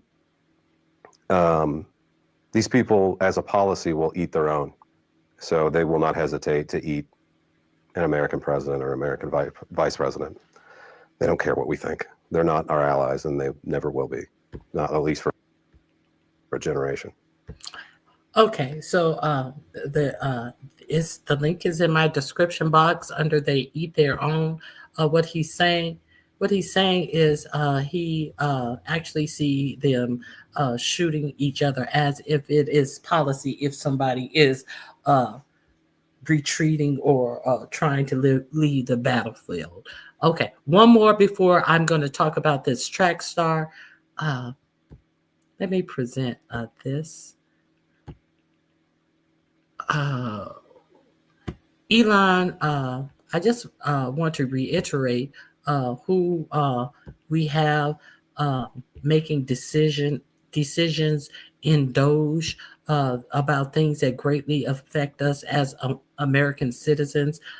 This South African who was so fond of apartheid Africa. Okay, and this is Adam Mokler. His channel is very good, a very young man It seems like Elon Musk has a lack of both, a lack of education and empathy, which is weird because a decade ago, people thought Elon Musk was a smart dude. Now it's the opposite. Early on Friday, Elon Musk shared a post written by an ex-user about the actions of 3 20th century dictators, then quickly deleted it after it sparked a backlash. The post falsely claimed that Joseph Stalin, the communist leader of the Soviet Union until 1953, Adolf Hitler, the leader of the Nazi Party in Germany, and Mao Zedong, the founder of the People's Republic of China, did not cause the deaths of millions of people under their watch. Instead, Elon Musk tries to blame it on public sector workers. Again, it's all a part of his Doge effort to undermine the work that our civil servants are doing. Mr. Musk shared the post without any other comments. He removed it soon after users on X criticized the post, saying it was anti-Semitic, dismissive of genocide. It's 100 other things. It's vile, it's disgusting, it's false, it's terrible. Historians have widely chronicled that millions of people died under Stalin, millions of Jews were massacred under Hitler during the Holocaust, and that millions of Chinese were displaced or killed during Mao's Cultural Revolution. Now let's jump into the actual tweet that Elon Musk posted and let's debunk it. All right, so it all starts off with this post from Alice Smith. Alice Smith says on Twitter, Stalin, Mao, and Hitler didn't murder millions of people. Their public sector workers did. This argument is just so terrible, lazy, disingenuous, and false. First of all, you're deflecting blame from dictators that committed atrocities. They personally orchestrated and ordered these policies. They intentionally ordered mass killings, systemic repression, systemic oppression, trying to hurt minorities or any group they can. This was a top-down order coming from the 3 names right here, Stalin, Mao, and Hitler. It's also just dehumanizing the victims by focusing on who carried out the atrocities rather than the systems or the structures that enabled them. It honestly just kind of obfuscates. Who cares what the public sector workers were doing? We care about, number 1, the victims, and number 2, learning from history so this never happens again. But then, here's where it gets interesting. Ryan Hissner says, the man who did the Nazi salute twice, just so he knew it wasn't a mistake, then reposts a tweet saying, quote, Hitler didn't murder millions of people, and pins the blame on public sector workers whose livelihoods he is destroying along with the essential public services they provide. He then says, meanwhile, top Senate Democrats roll over and die, surrendering all leverage and retrospectively ratifying their illegal, atrocious pillaging of our public sector. So let me know what you guys think. He says all of these craven Democratic senators must be primaried. Let me know what you guys think in the comment section below. Do you think we should primary Schumer and other Democrats who went along with Trump's trap in his game? Let me know. I'm curious. But going back to the original tweet from Elon Musk, then Sophia Bush says, this is effing hideous. It doesn't matter if Elon deleted the tweets when rightfully called out for falsely and insanely claiming mass murderers didn't do mass murder. The fact is, he posted it because he believes this shit. And I think that is the final thing that we need to take away. Elon Musk not only believes this shit, but he's leveraging his massive platform to spread actual Nazi propaganda. Like we're not even saying that this is some random meme that he posted. And that's what this all comes down to. Elon Musk really believes this, and he is really using his platform. He is leveraging his wealth and his platform to spread Nazi propaganda. I mean, these aren't even like random memes that are a little bit edgy. Even then, Elon Musk's edgy memes suck, but this is just straight up political Nazi propaganda. And it just reeks of like nihilist anti-government rhetoric that will lead us into the type of monarchy or dictatorship that Elon Musk wants, that Peter Thiel wants because of Curtis Yarvin, and that ultimately I think Trump wants himself. But you can see Elon Musk's end goal here. If we just zoom out for 1 second, when you undermine the work of public sector workers, as Elon Musk's been doing for months and months and months, you get caught up and you start to believe your own shit. And now Elon Musk genuinely believes that civil servants were the ones who carried out these genocides. Honestly, I've never heard something so ridiculous and offensive in one tweet. But then Elon Musk removes it as if that makes it better at all. No, dude, in the first place, you shouldn't have posted it if you actually believe this propaganda. No, dude, you shouldn't have posted it in the first place. If you genuinely believe this stuff, you are incredibly, incredibly far gone. Again, I think this post just gets to the bottom of it. The man who did the actual Nazi salute twice reposts a tweet saying that Hitler didn't murder millions of people, and then he tries to pin the blame on the same public sector workers whose livelihoods he has been destroying. I mean, think about all of the veterans. That makes it even more disgusting. Elon Musk is ruining the lives of veterans, people who, probably not World War II veterans, but people who fought for our country to keep fascism away from our doorstep, right? And now Elon Musk is firing veterans and bringing fascism right back into the country. He's doing all of the worst things at the same time. So yeah, I just want to say sorry about the bad audio and the bad video. We are currently in the airport. The content that we're making in LA is going to be great. You guys are going to love it. But I just wanted to hop on and talk about this while I had some free time in the airport. Okay. So, one more. You heard him talk about Curtis Jarvin. I do remember. I think it was the last week or week before last. I told you how our VP said that he got a lot of his thoughts from Curtis Yarvin, and I played a clip of some of the things that Curtis Yarvin had said. So I ran across this. I think this is the right one. So let me play this. Okay, I had to make sure I was sharing it. I think this is the right one. To the video in which I read aloud some of the tweets from one of the people that JD Vance follows on Twitter, and TikTok actually took it down because it was too racist.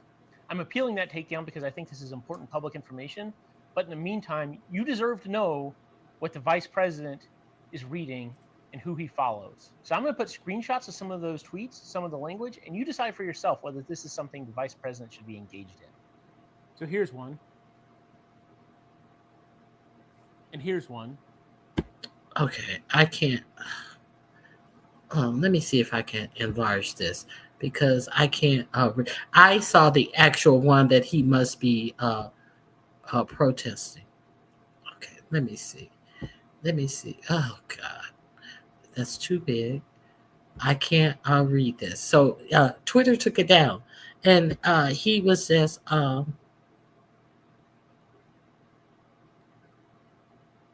January 2024,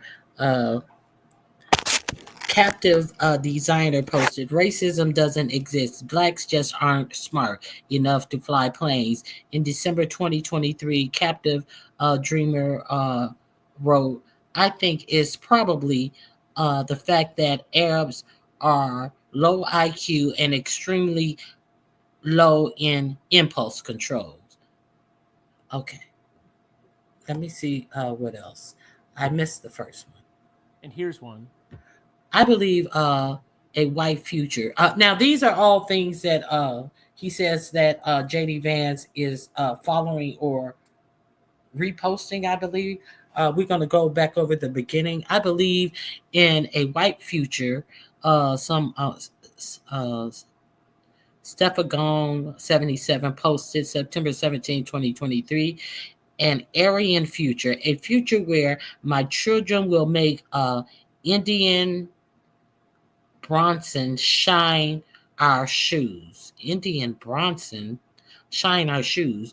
Where brown people can't secure a line of credit, blacks pick cotton, and we will win. This is what we fight for.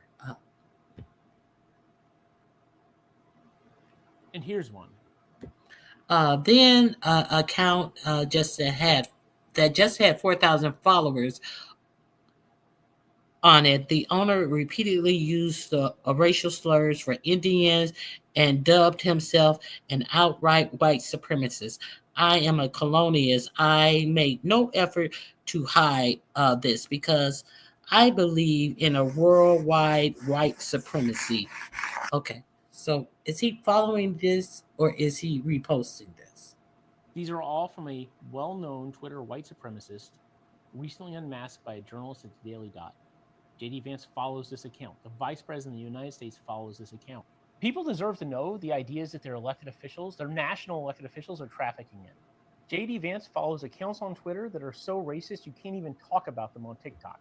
So he follows them, but he can't make a video telling you he's following them. Okay.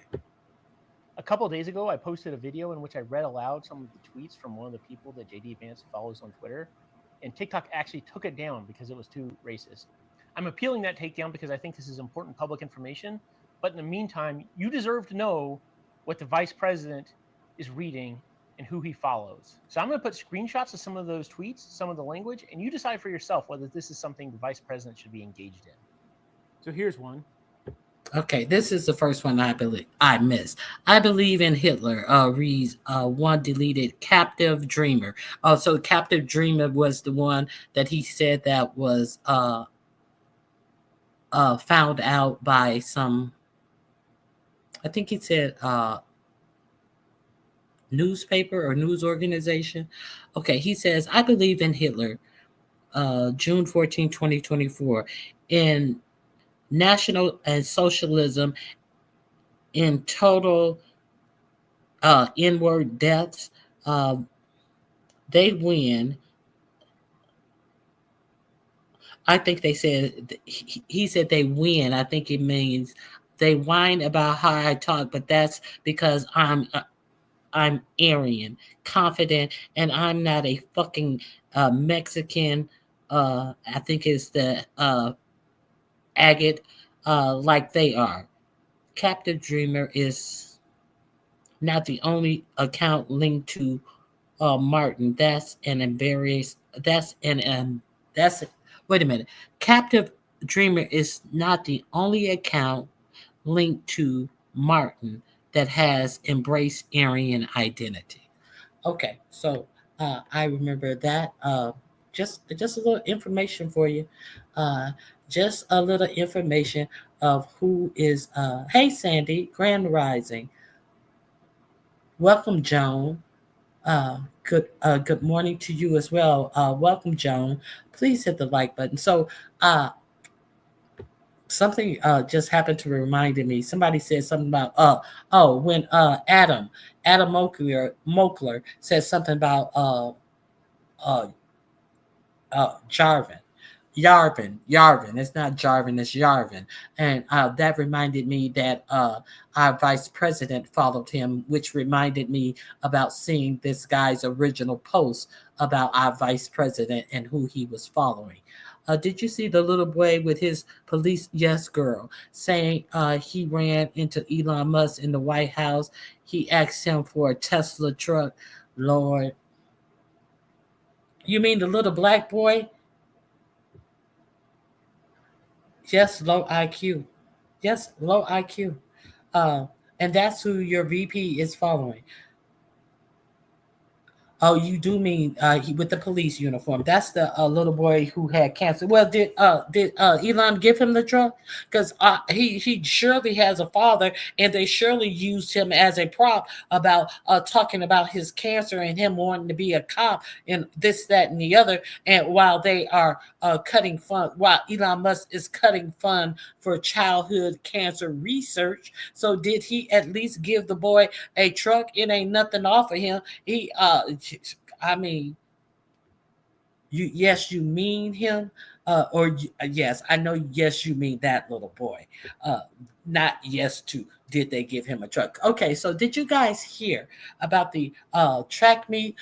They were at their state finals, and this one girl, she came up behind and she was passing the other girl who was in lane 2. Carrie, this is right up your alley. The girl who was in lane 2, she for some reason started running on the outside of lane 2, real close to the line. And the girl who came up behind her, she was in third place. And so she came up behind her and she started passing her. And as she passed her, Carrie, you know what the girl who was losing second place did? Their elbows were running up against each other. She said they were knocking elbows. And then she knocked her in the head, in the back of the head. And then she knocked the girl in the back of the head who was passing her. And then the girl, they were in lane 2. So she crossed over, dropped her baton, and dropped into the middle of the track and was holding her head. And they said that the young lady had a concussion. But the young woman who hit her in the head, she said that she didn't do it on mistake, that they were bumping elbows and she was trying to get her stride back. And girl, that girl raised back. You saw her look her in the head and hit her from behind. And you know what state they were from? What other state would they be from where a motherfucking bitch comes strike you from behind? Where other state? What state could they be in? And then talk about nobody's caring about my mental. Everybody's worried about that, but nobody's caring about my mental state. And with crocodile tears. What state is she from? She's from Virginia, of course. Okay, so let me share, since gave you. See, I watched someone's video. This guy, he slowed it down. It was in slow motion and all of that. I don't want to share his personal video. I will share a news broadcast of this. Okay, so let me start from the beginning. Make sure you guys can see. Okay, yes. Let's share this.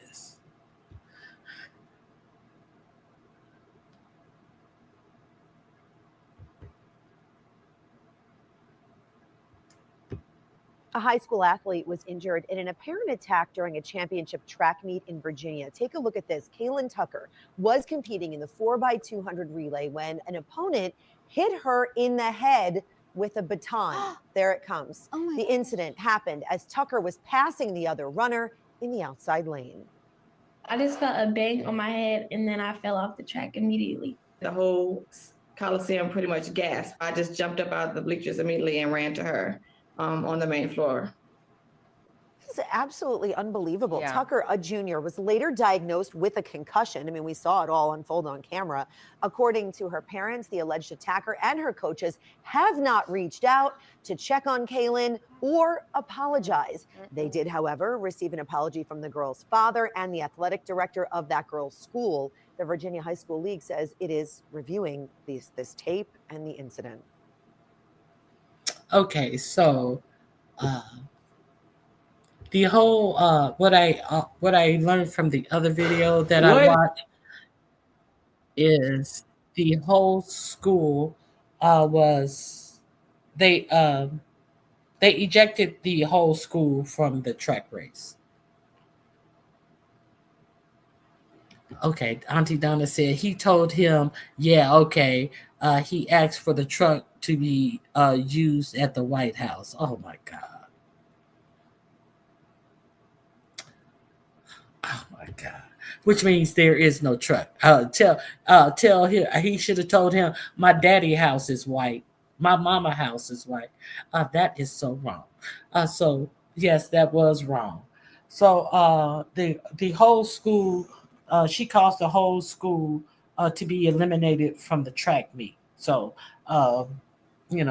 she was a senior, the young lady who hit her in the head. So, yeah. Well, at least her father, I heard that no one had apologized, including anyone from the track, but at least the young girl's father, because both of them had parents, both mothers and fathers in their interviews. So I'm glad to hear that the girl who hit her in the head, at least her father made an apology. So, yeah. So that's it. I think that's it for me. The NAACP got involved. I didn't know that. I did not know that.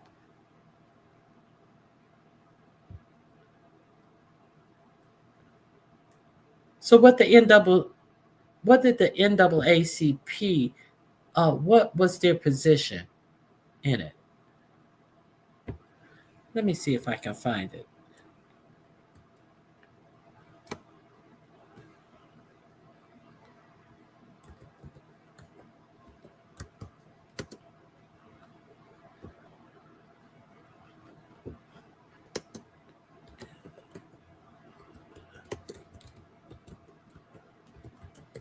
Let me see if I can find it.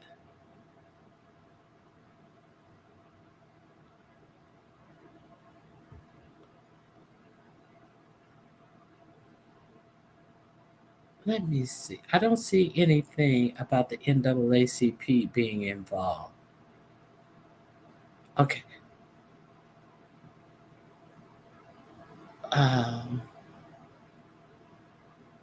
I do see one with the seems like the young lady's explanation of what happened. I don't know who she's sitting with. So let's hear what the other side has to say. I want to present, I think it's fair to present both sides so you can make your decision. High school runner defends herself. So she is speaking in defense of herself. So let's see what she had to say.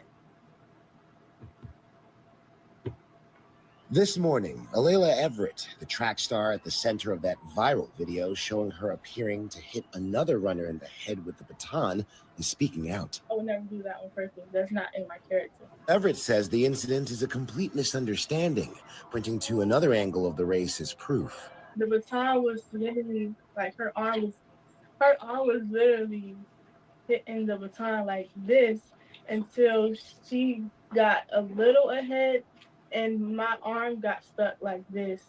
In the video, Everett is seen on the inside track running the 4x200 relay at the Virginia State High School League Championships when junior Kaylin Tucker came around the outside on the corner. That's when she hit me with the baton. I just felt a bang on my head and then I fell off the track immediately. Kaylin dropping her baton and reaching for her. Oh, okay. So I personally see none of the things happen that she said happened. I don't see that happening. I would never do that on purpose. That's not in my character. Everett says the incident is a complete misunderstanding, pointing to another angle of the race as proof. The baton was literally like her arm was literally hitting the baton like this until she got a little ahead and my arm got stuck. Look at Granddaddy. He know when he look at Granddaddy. I'm gonna help you, baby. I'm gonna help you. I didn't see the baton under her, and you need to look at their lane placement as well. Look where their feet are. Look at me. See, she is close to the line. I think she's was about to overtake her lane. I think that was her another intention. Runner in the head with the baton.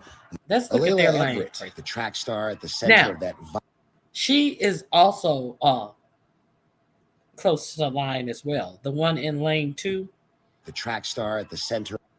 See how close she is to the line, and the one in front of her, she's fully in the middle of the lane, but the one behind her, she is running real close to the line. She's damn near on the line because she was trying to crowd out that girl from overtaking her. Let's call a thing a thing. What do you guys think? Terry, Very Carey, you are a big track fan. I'm just giving my opinion. What do you think, Carrie? Let me see if I can get a better shot. Their feet are running. So see how close she is to the line? I think she was trying to crowd her out of the lane, but it was inevitable. And you see her arm all the way back behind her. It was the girl by. That viral video showing her appearing to hit another runner in the head with the baton is speaking out. I would never do that on purpose. That's not. I hate when the news say appearing to do something when it's clear that she got knocked in the head, showing her appear to hit her in the head. She hit her in the head. That's what you talk about. Let me see if Very Carey. What does Very Carey, the track aficionado, have to say? Great lie. They defended the girl who hit the other. Oh, they defended the girl who hit the other girl, saying that she shouldn't be. Well, she should. She should. I didn't know that they were thinking about charging her. That's something different too. Simply, the hitter should have apologized. So I definitely agree with that. Some parents enable their children when they are wrong, but her father, they said that her father did apologize, but he definitely should make her apologize. And Grandpapa sitting up there, it appears that Grandpapa was trying to absolve her. I think Very Carey must be gone, but I just wanted, I know that Carrie loves track and field, so I wanted to hear her opinion on it. But that's all that I have for you guys today.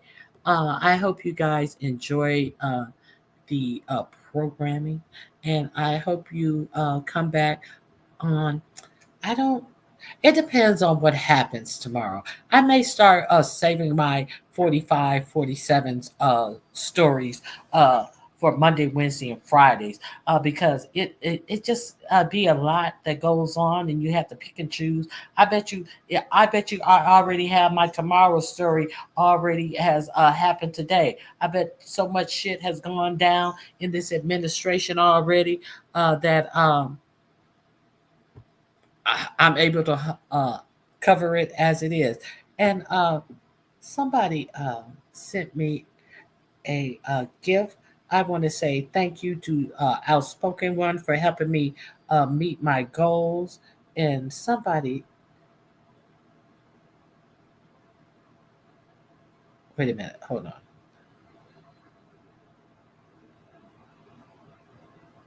Somebody sent me a cash out. Bush Baby. Thank you, Bush Baby. I appreciate the cash out. And all of you, I hope you guys, it's a lot. I appreciate you for being here and your support. Be aware and stay safe all. Exactly. I hope you guys have a great remainder of your day. And I'll see you guys tomorrow. All right, I'm out of here.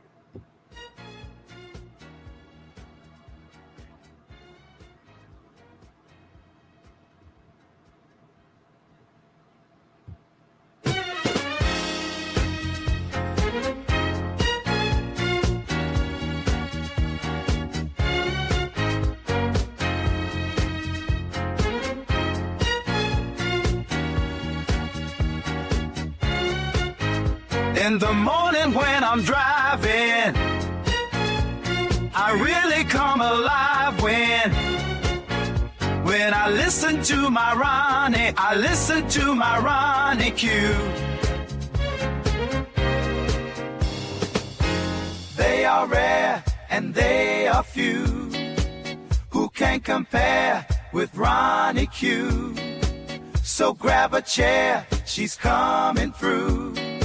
She's on the air. It's time for Ronnie Q.